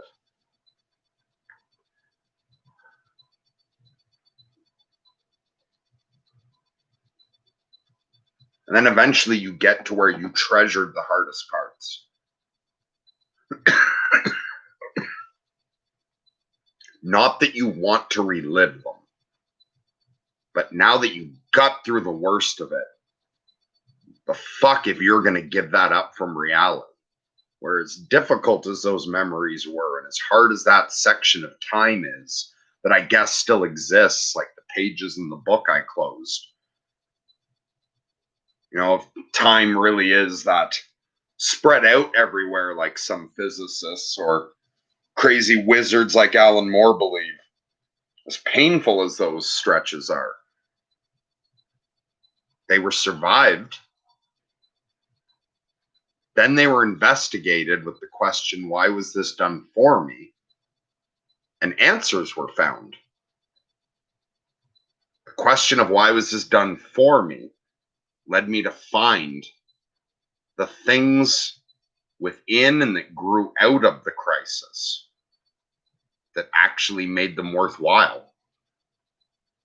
And so I don't know how hard your memories of childhood are. And this is a brutal thing to say to someone who isn't ready for it, because it sounds horrible, but not because you have to, not from an outside perspective. Also, it's not the kind of thing you can't tell someone else to do this shit. This is the kind of shit you have to tell yourself. Again, like the story said, there are some things that no other man can tell you. And by that, I'm not being gender specific. Man is short for human. There are some things that only you can tell you. No other person can tell you to do it. But I'm just letting you know about my experience with changing. Why was this done to me? For why was it done for me? In case you want to experiment with applying that to your own life.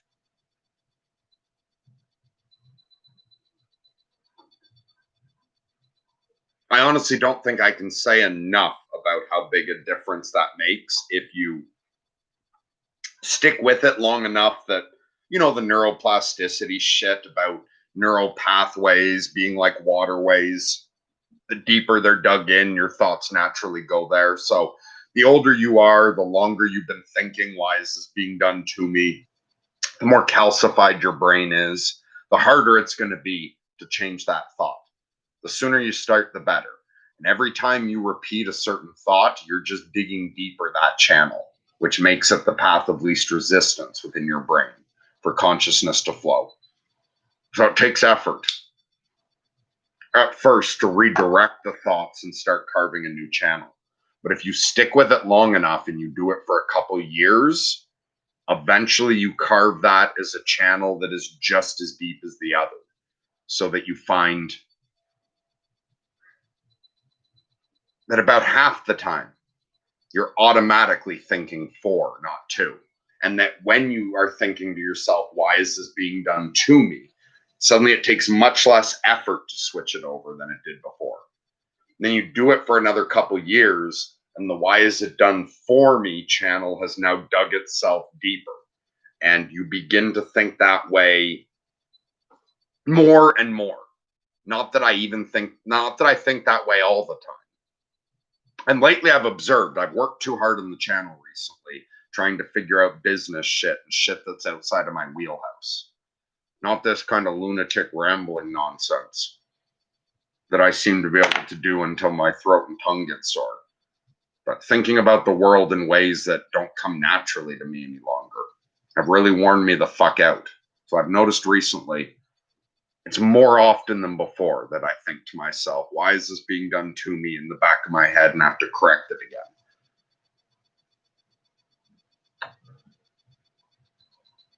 Which is why I've slowed down a bit recently.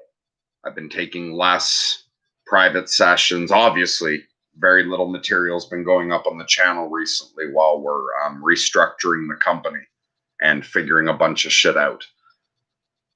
And it might be just a little while longer before the third phase of sorting myself out unveils itself, because this has been quite difficult on me. But as soon as I hit the point where I notice I'm back to asking, why is this being done to me? Like 10% of the time. If that's coming up 1 out of 10 thoughts, then I got to start taking better care of myself.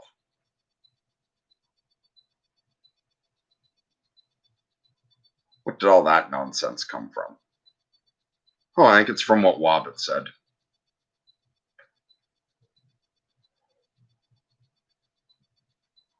Have a moment of weird whistling and shit. I talk too much.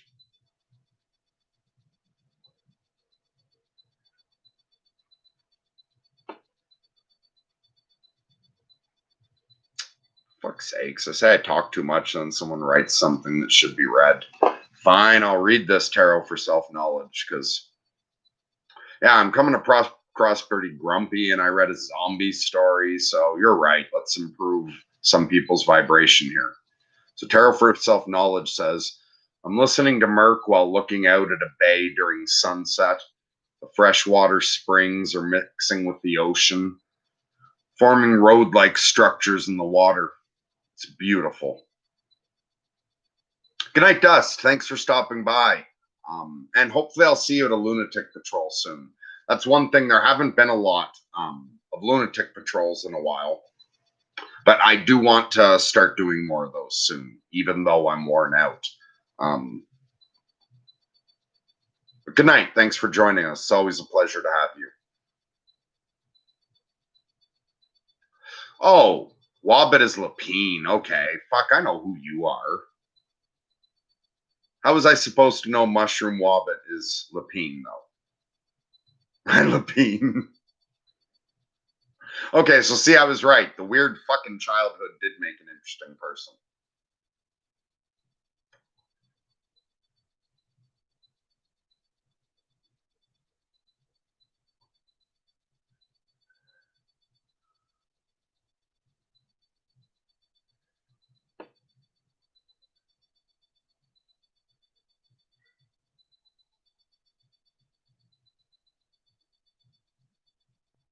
Something's moving around in my kitchen.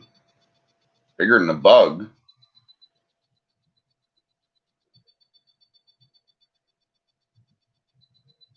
Most likely a mouse or a ghost.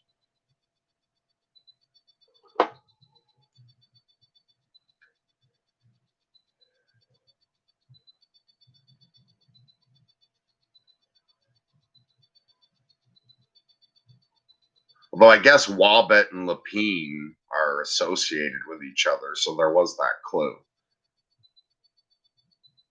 With Lapine being close to French for rabbit.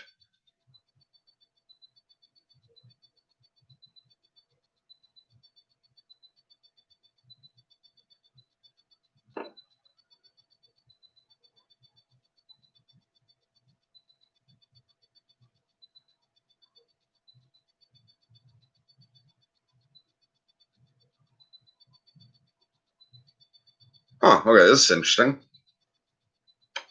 So Lapine says, I'm pretty sure that with all the time I've had to think, I've actually gathered just about all the answers I've needed to existential questions and interactions. All my questions now are about how to operate on the earthly level. Nice progress. Because I also, like, after I went insane, I had to devote myself a long time to existential questions. I also have moved, not that I have the final answers to the existential questions. I now am comfortable with the mysteries of the existential questions. I feel like I've met those questions in a way and know the questions rather than knowing the answers, which it seems to me is all you can really do, is to truly understand the question and then to see the probability waves, which obviously you also don't see accurately or clearly. It becomes subjective, but I'm very comfortable with the metaphysical aspect of reality now. And that was my primary focus initially when going into isolation.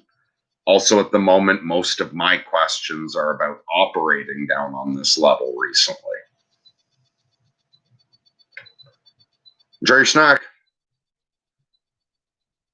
Okay, and Andrea has given me approval to use the word man as encompassing the human race. So apparently I don't have to do that spiel about like, oh, I'm not trying to exclude anyone here.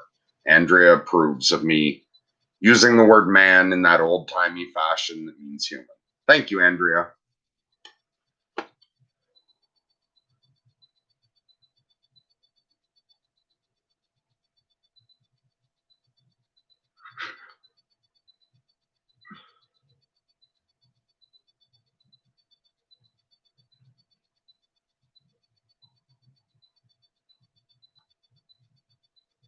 Oh, fucking chat thing's not working again.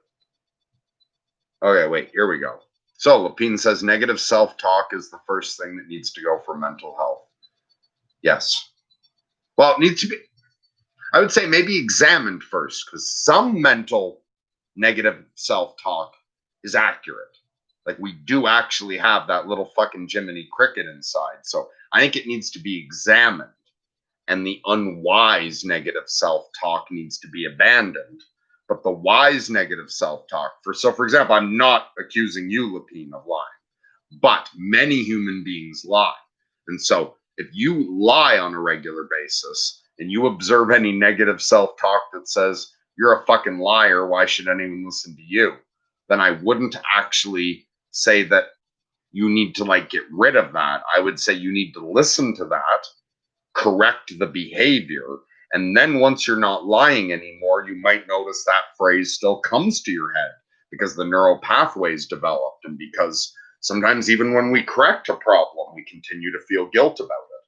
So at the point where you've learned the lesson from what you've done and you're honestly working, you've either stopped the behavior, or if it's that the negative self-talk is you're a useless junkie, then hey, get off heroin. But once you're even just on the path to getting off of heroin, you need to use some methadone, or when you have the occasional fallback, don't fall into too much self-talk, get right back to trying to do it. But so I would examine negative self-talk. And if you're doing something that is genuinely not good, it's against your actual moral code, then I think you should correct the behavior. If you've already examined the situation and the negative feelings to say where your fault is, and you've done that honestly and deeply, and when you've listened to, like the views of the other people involved, once you've corrected your behavior, get rid of the negative self-talk. Also, someone like, I imagine you, Lapine, from the limited amount I know of you, are going to be a person who carries around negative self-talk that does not involve you having done anything wrong. So we're carrying around plenty of negative self-talk that, again, the fucking story I read, he points out there's a difference between the mores and the morals. So you were raised with the more that you weren't supposed to go outside and play, that it was bad to do that. Now, obviously, that's ridiculous. That's not morals. That's just a social more. So there's a difference between stupid fucking rules and divine law. So if your head is full of stupid fucking rules from some fucked up system, or from a suboptimal authority figure or family member, and you examine that and have an honestly constructed the best you can moral framework, then fuck any negative self-talk that isn't useful, that is something someone else said just to be mean, or that is, fuck it, I've made the point. I talk too much.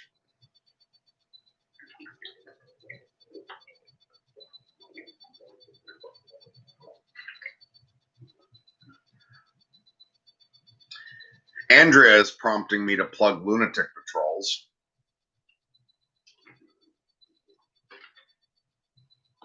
So, is anyone watching this almost 2 hours in who hasn't been to a Lunatic Patrol? If the video says Lunatic Patrol instead of Lunatic Live, it means that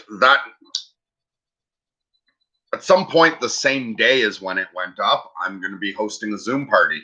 So if you see a video go up that says Lunatic Patrol, the description of it will say what time the Zoom party starts, and it will have the Zoom link. It got the name Lunatic Patrol at the point where we started watching the TV show Doom Patrol. Although that's not how Lunatic Patrols first started. They started off with some other movies. But anyway, we just watched episode 2 of season 2 of Doom Patrol recently. I don't remember when that was. Anyway, was that last night?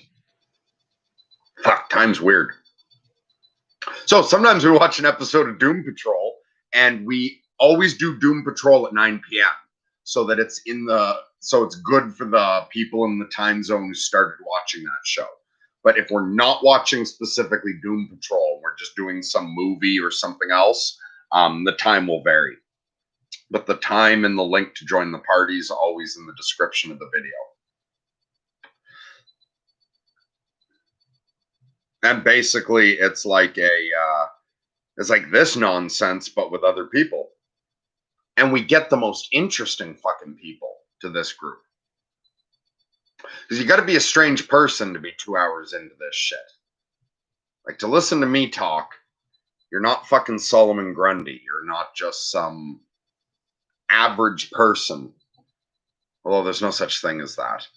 But yeah, come to enough lunatic patrols and you'll notice that even though there's no such thing as an average person, fuck, we have an interesting variety of extremely unique individuals. Different crowd every time, but all of them have been interesting. And they usually go for between 4 and 7 hours. Lapine points out, what if it's a ghost mouse? Then I was right twice.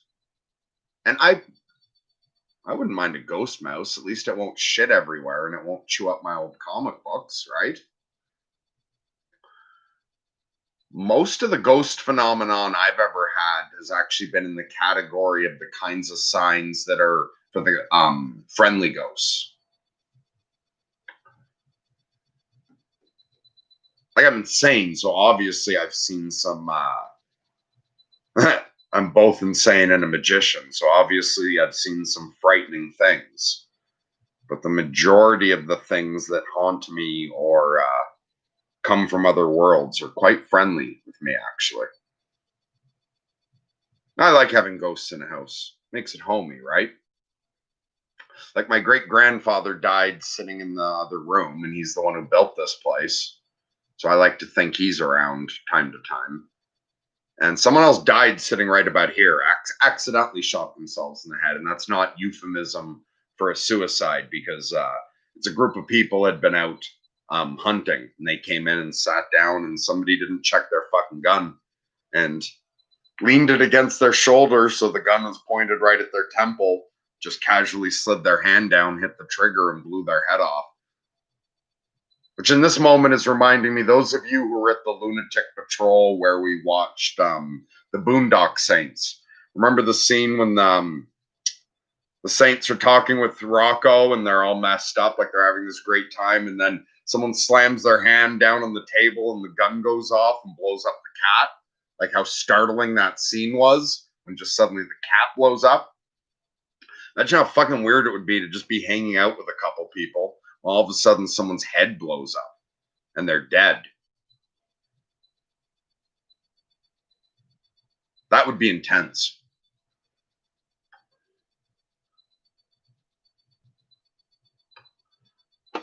But anyway, obviously I'm not uncomfortable with death.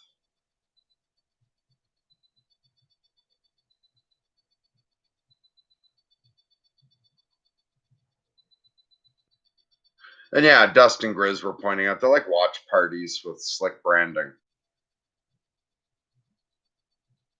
And I like starting the Lunatic Patrols by watching something because it takes all the pressure off. I find it gets things going easier.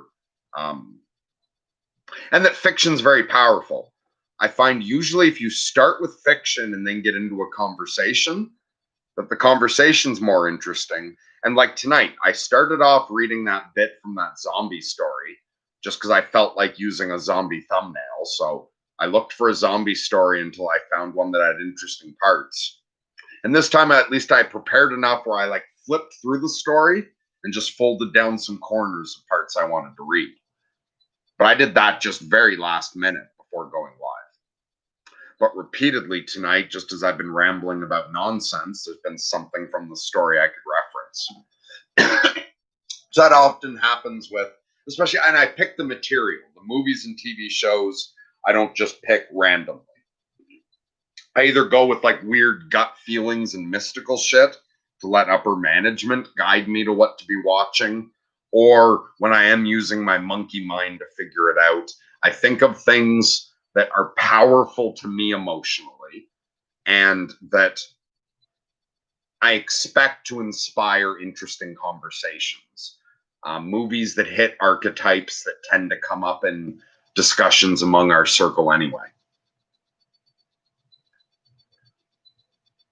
Yeah, Grizz points out Dr. Time was weird last night. I don't know how I felt about that character, but I am disappointed in the morality of the group, in that it only became a moral question for them when they realized they had to kill the. Oh, sorry, spoilers for everyone for episode 2 of season 2. So once they realized they had to kill Dr. Time to take it, suddenly, there's an issue of morals. But from the very beginning of the episode, their whole plan was to steal something from Dr. Time. Why the fuck was that okay? How did they not think they were going to get? Oh, again, yeah, we discussed that afterwards. It's because their mentor, Niles Calder, is of actually significantly low moral character.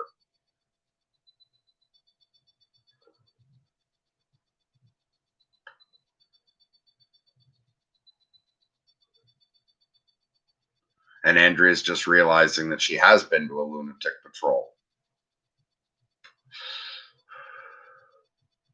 Because she hosted the one on my birthday. And look at that. I'm all caught up with chat, even though I skipped a bunch of stuff. Oh, and we have 13 watching and 13 thumbs up. I like 13. That's a lucky number for me. So what are we doing now, folks? Are we done, or are you going to get me rambling on something else? Or do we want to just sit quietly for a minute and then see what kind of nonsense bubbles up? I'm just going to sit quietly for a minute and wait and see what happens, instead of trying to decide anything.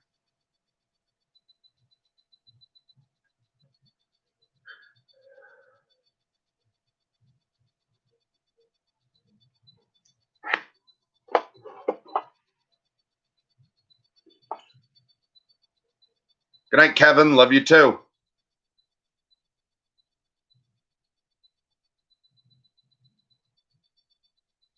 Good night, Andrea. We love you as well. Thanks for stopping by. Dust, didn't you say you were going to bed? Or am I mixing people up now?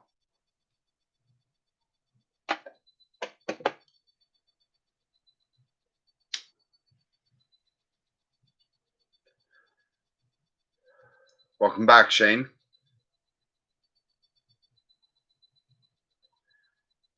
Yeah, Dust, you say you're saying goodnight again. I think you did say goodnight earlier. Well, I don't really know. I have that late night brain going now. It's not so worried about keeping track of things. Like the Joker said in The Killing Joke, if I'm to have a past, I prefer it to be multiple choice. Perhaps Dust already said goodnight. Perhaps he didn't.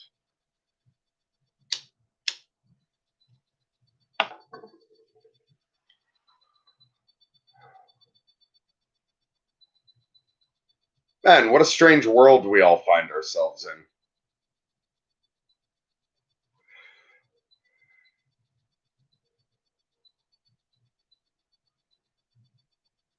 Yeah, that's what bubbles up in me at the moment when I just sit quietly, even just for those few seconds. It's how strange it is to just be sitting quietly while streaming live on YouTube, with you folks watching, waiting to see what nonsense is going to come spilling out of me. That's weird. That this is what we apes do now. Sit around with these weird devices. Oh, this is doubly weird because not all that much content on YouTube's like this. Most people have something to say before they go live. A lot of people put a lot of fucking time into scripts and shit. But even that's weird.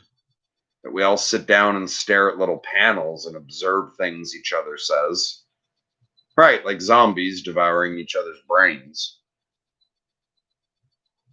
And it kind of makes sense when people put the effort into it. You would also think if you're going to go live where which is this weird sort of public.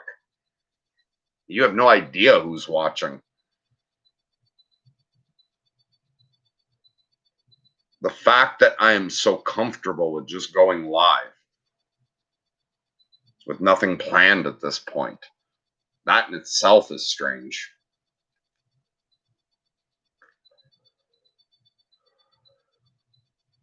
But you knew you were going to get strange when you clicked on something called Lunatic Live at midnight on a full moon. Right?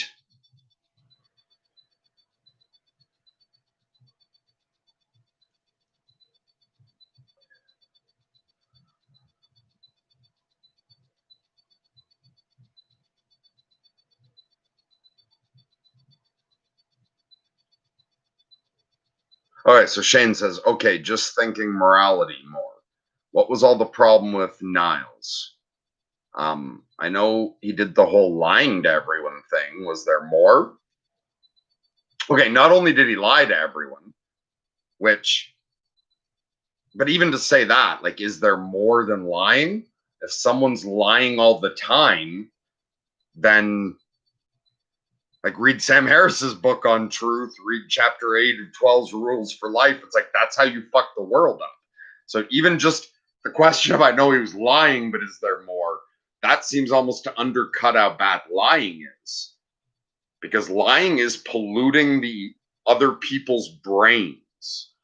If you take seriously the collective consciousness, or even just consciousness is awareness that makes up reality from what it understands of reality. And so the same way, it's just the problem is you can't see the pollution.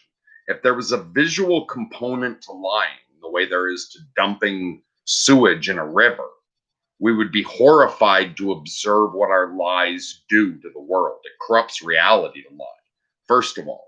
But second, the reason Niles is lying to everyone is because he caused all the accidents that happened to all the Doom Patrol. And he justifies all of that because he has needlessly made himself instrumental in caring for Dorothy. There's obviously an ego thing involved where he didn't plan how to have Dorothy cared for once he died.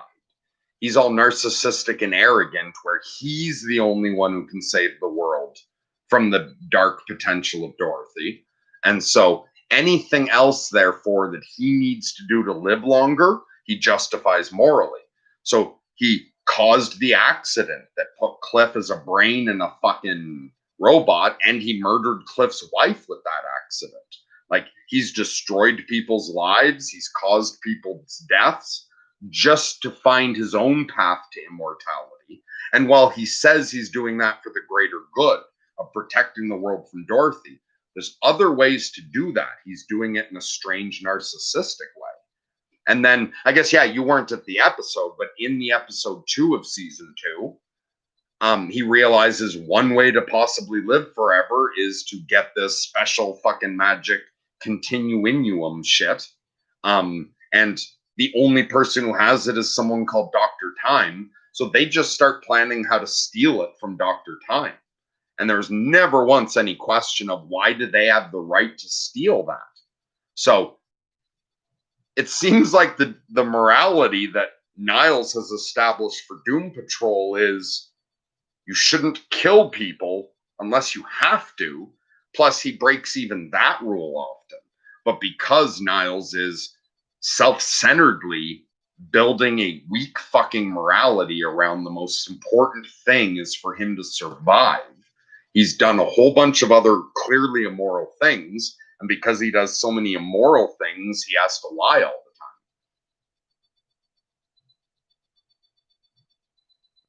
Good night, Pat.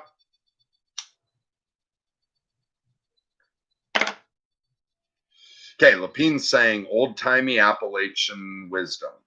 A man is worth his word. If your word is worthless, then you are worthless. Yes, amen to that, Lapine. And because Andrea said we could, Lapine is obviously using that in the sense of human, because that's just as true for you no matter what gender or whether you're non-gendered or anything. That's true of humanity.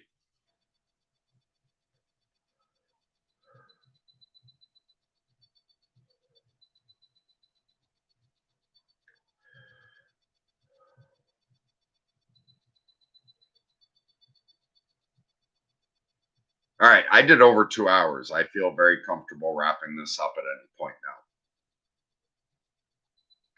And I am sick of talking, but there is still a bunch of you here, and I value your time. So if anyone can't sleep and wants more nonsense, I'll give you more time to prod it out of me. I'm not going to force anything. I'm going to do that stupid shit where I'm comfortable just sitting here quietly for a little while. And I don't know, stick around and see what happens if you want. Or if you guys are tired of this, say goodnight and log off.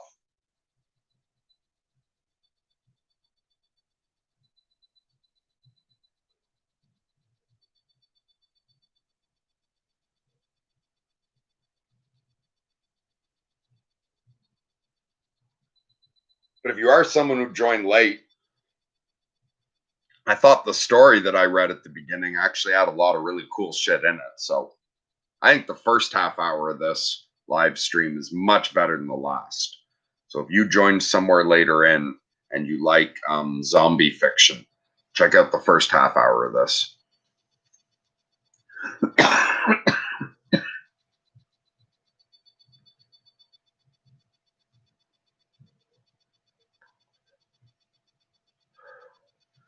And since we talked about Doom Patrol so much, I'm going to try to get to more of those episodes soon.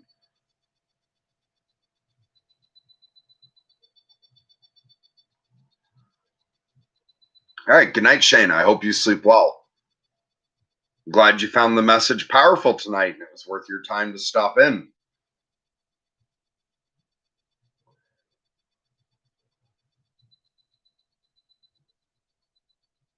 So how's everyone else? What are we doing? Are we going to bed?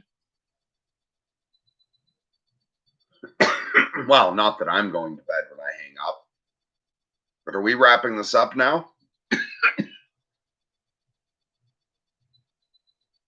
I'm also aware that someone could just write one sentence and it'll throw some kind of nonsense in my head and I'll ramble for a half hour straight without looking up.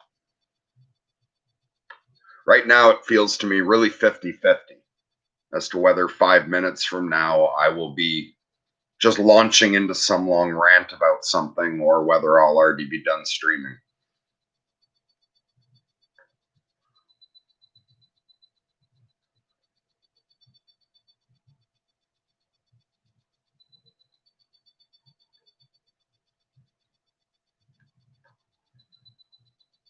All right. Lapine says, I guess I'll go too. I need to do some stuff and end my day. Good night. Thanks for joining us.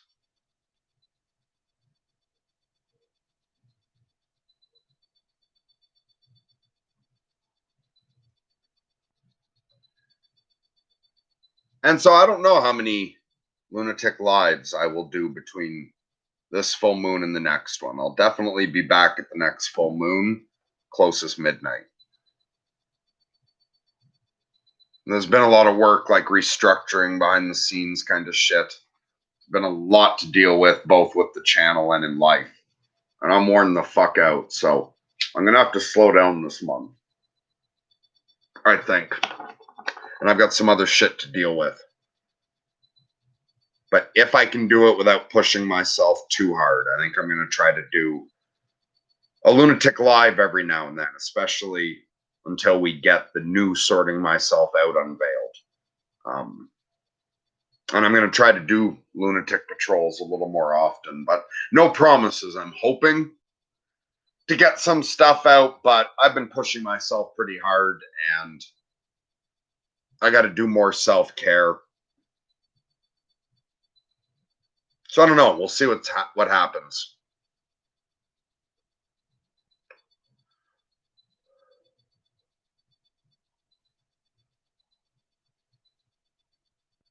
But thanks for coming.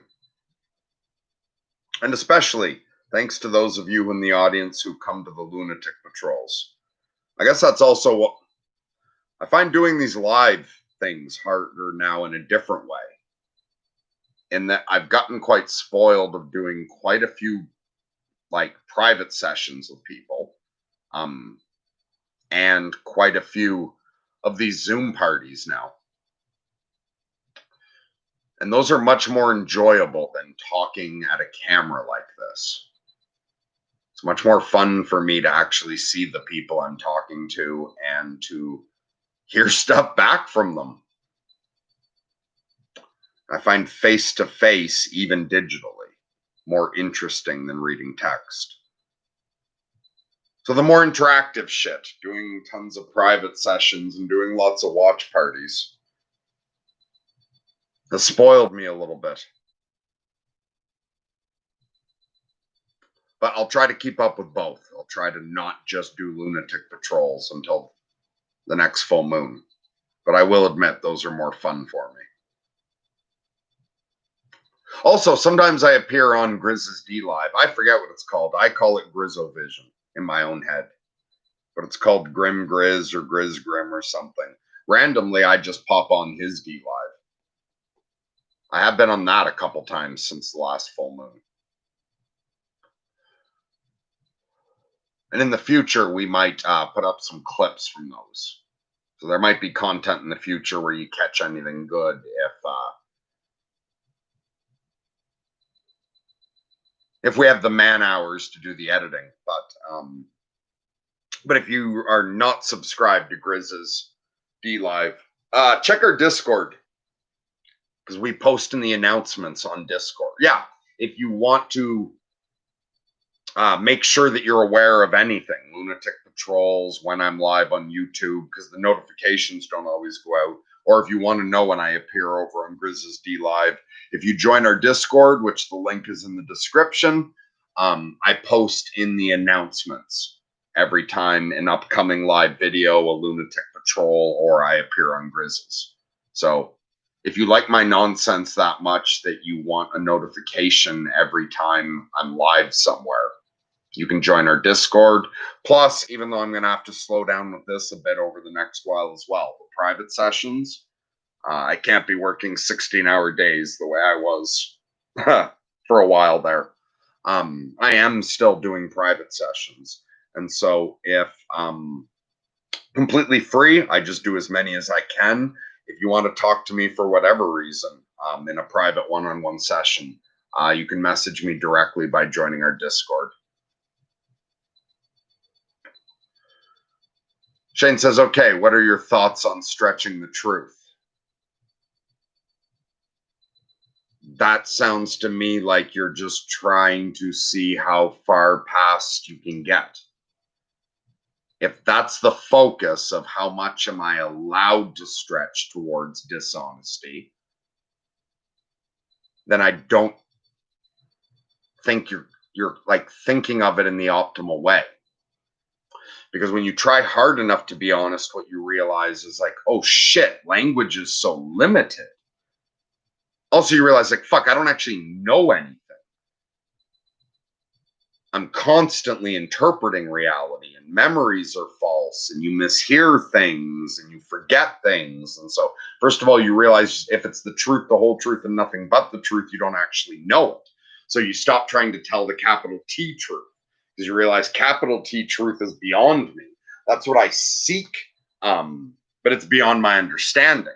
So then you move to the lowercase t truth, or that's where you get to Peterson's, or at least don't lie. You say, okay, I'll try to be honest. That's telling the truth with a lowercase t. So then even when you try to honestly express what you understand, knowing that that's not capital T truth, then you realize like, fuck, I can't express what I understand. Any thought put into words is but half a thought. Everything is more complicated than I can possibly express. And so you try more carefully to be precise in your speech, like Peterson says. Then you notice, like, shit, we don't all use words the same way. I meant equal this way, not equal that way. Like, fuck, so many words mean so many things. There's so many different connotations. How much context changes everything. I mean, look at a good poem. Look at the way one line can mean 3 different things in a poem, all simultaneously. It means all of them. How do you tell the truth? How do I even express this to you? Because wherever the fuck these words are coming from, these words are not the thing. all that non-linguistic thought, all that depth of understanding, the texture, the reality of it, the embodiment of the attempt to live honestly. You can't put that in words. So then you realize how dangerous it is to try to stretch the truth. Like, how much am I allowed to manipulate reality?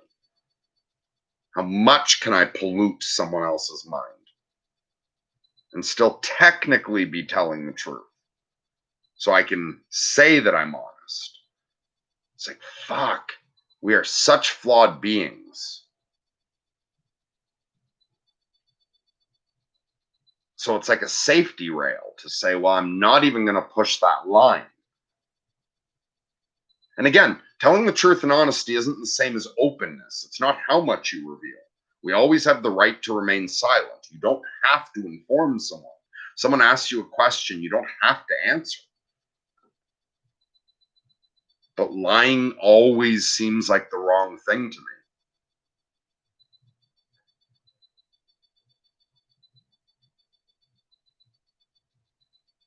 And on that note, good night, Shane.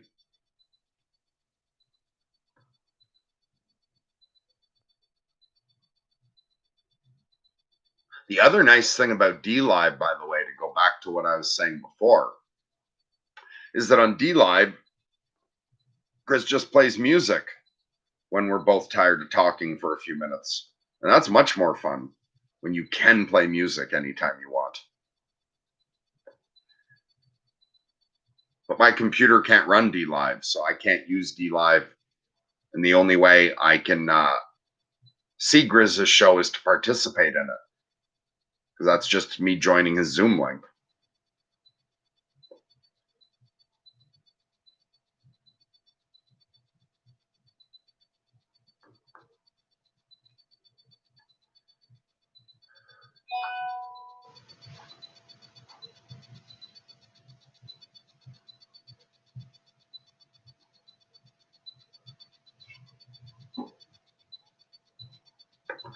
Didn't I already do a wrap up? I think I did. And then I looked up and saw Shane ask that question, which got a bunch of nonsense out of me.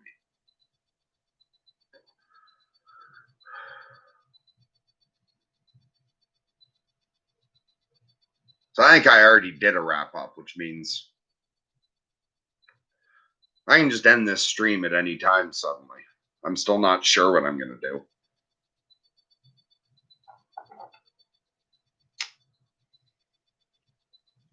So if I didn't do some kind of wrap up, just make up your own in your head right now while I'm quiet, in case I suddenly hang up. Or if someone wants to do like Shane did and take a shot on getting me rambling, go ahead.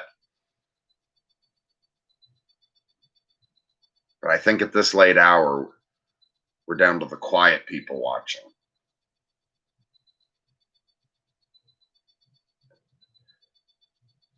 Yeah, all the chatty people are gone now. Okay, now it's just me and you, quiet people.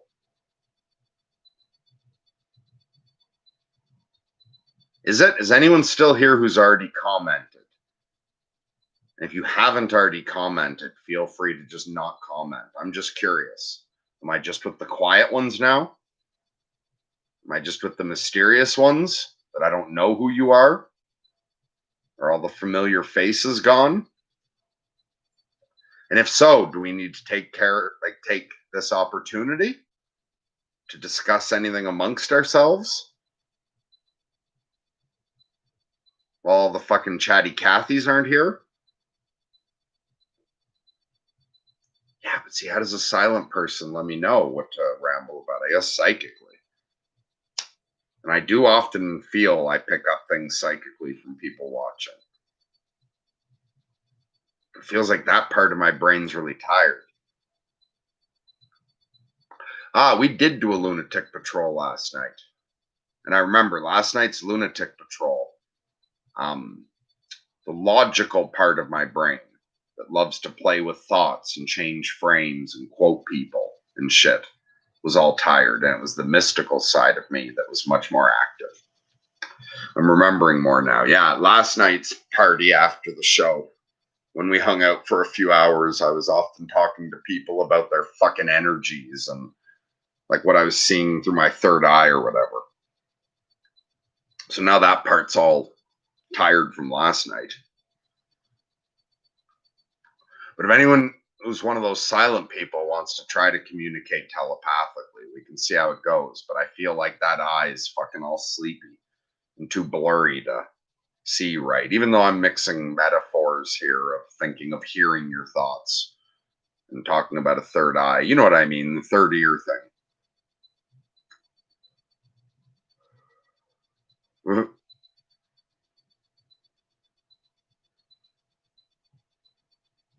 Okay, that thought seems obvious and seems like something I bring up enough that it would.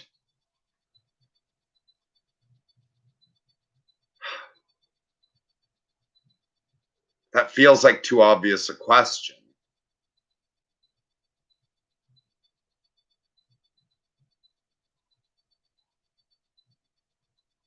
Yeah.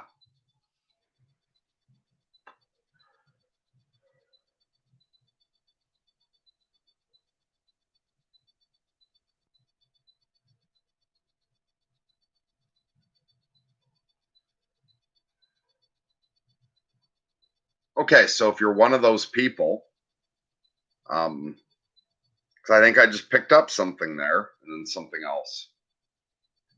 But if someone did think, well, if you're too tired to play psychic games right now, when do you want to play? Um, Try coming to a lunatic patrol when it's a smaller number and when right now there's 11 people watching, 10. Those are all question marks to me. You show up at a lunatic patrol, there's limited question marks at lunatic patrols. Some people who come never turn on their mics, never turn on their cameras. There's still a question mark, like here. But that's in the minority. And so you might be able to get through more easily, I would think. And then just if synchronicity matches that up with a night where I'm either extra delusional and feeling psychic or where I'm feeling where my psychic energies are up. And we can play games with that.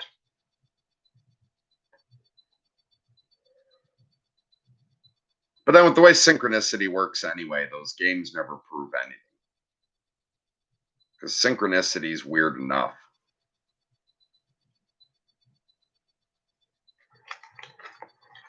And at this point, when it comes to is my angel real or is it a figment of my imagination? Do I experience psychic phenomenon or am I delusional?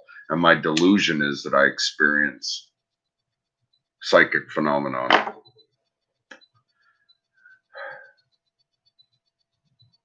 And I've experienced enough psychosis to realize that Donald Hoffman's right. We don't know what the fuck the universe is.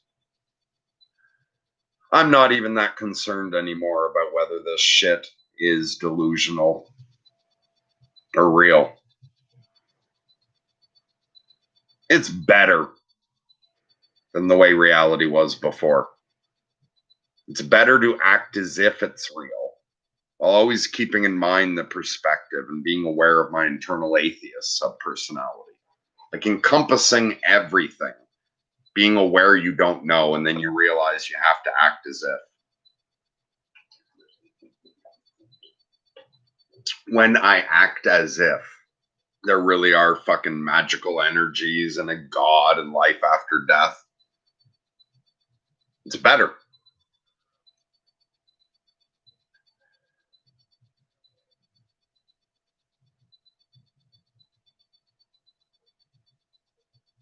Yeah, we'll end on that note. God bless and lunatic love to all.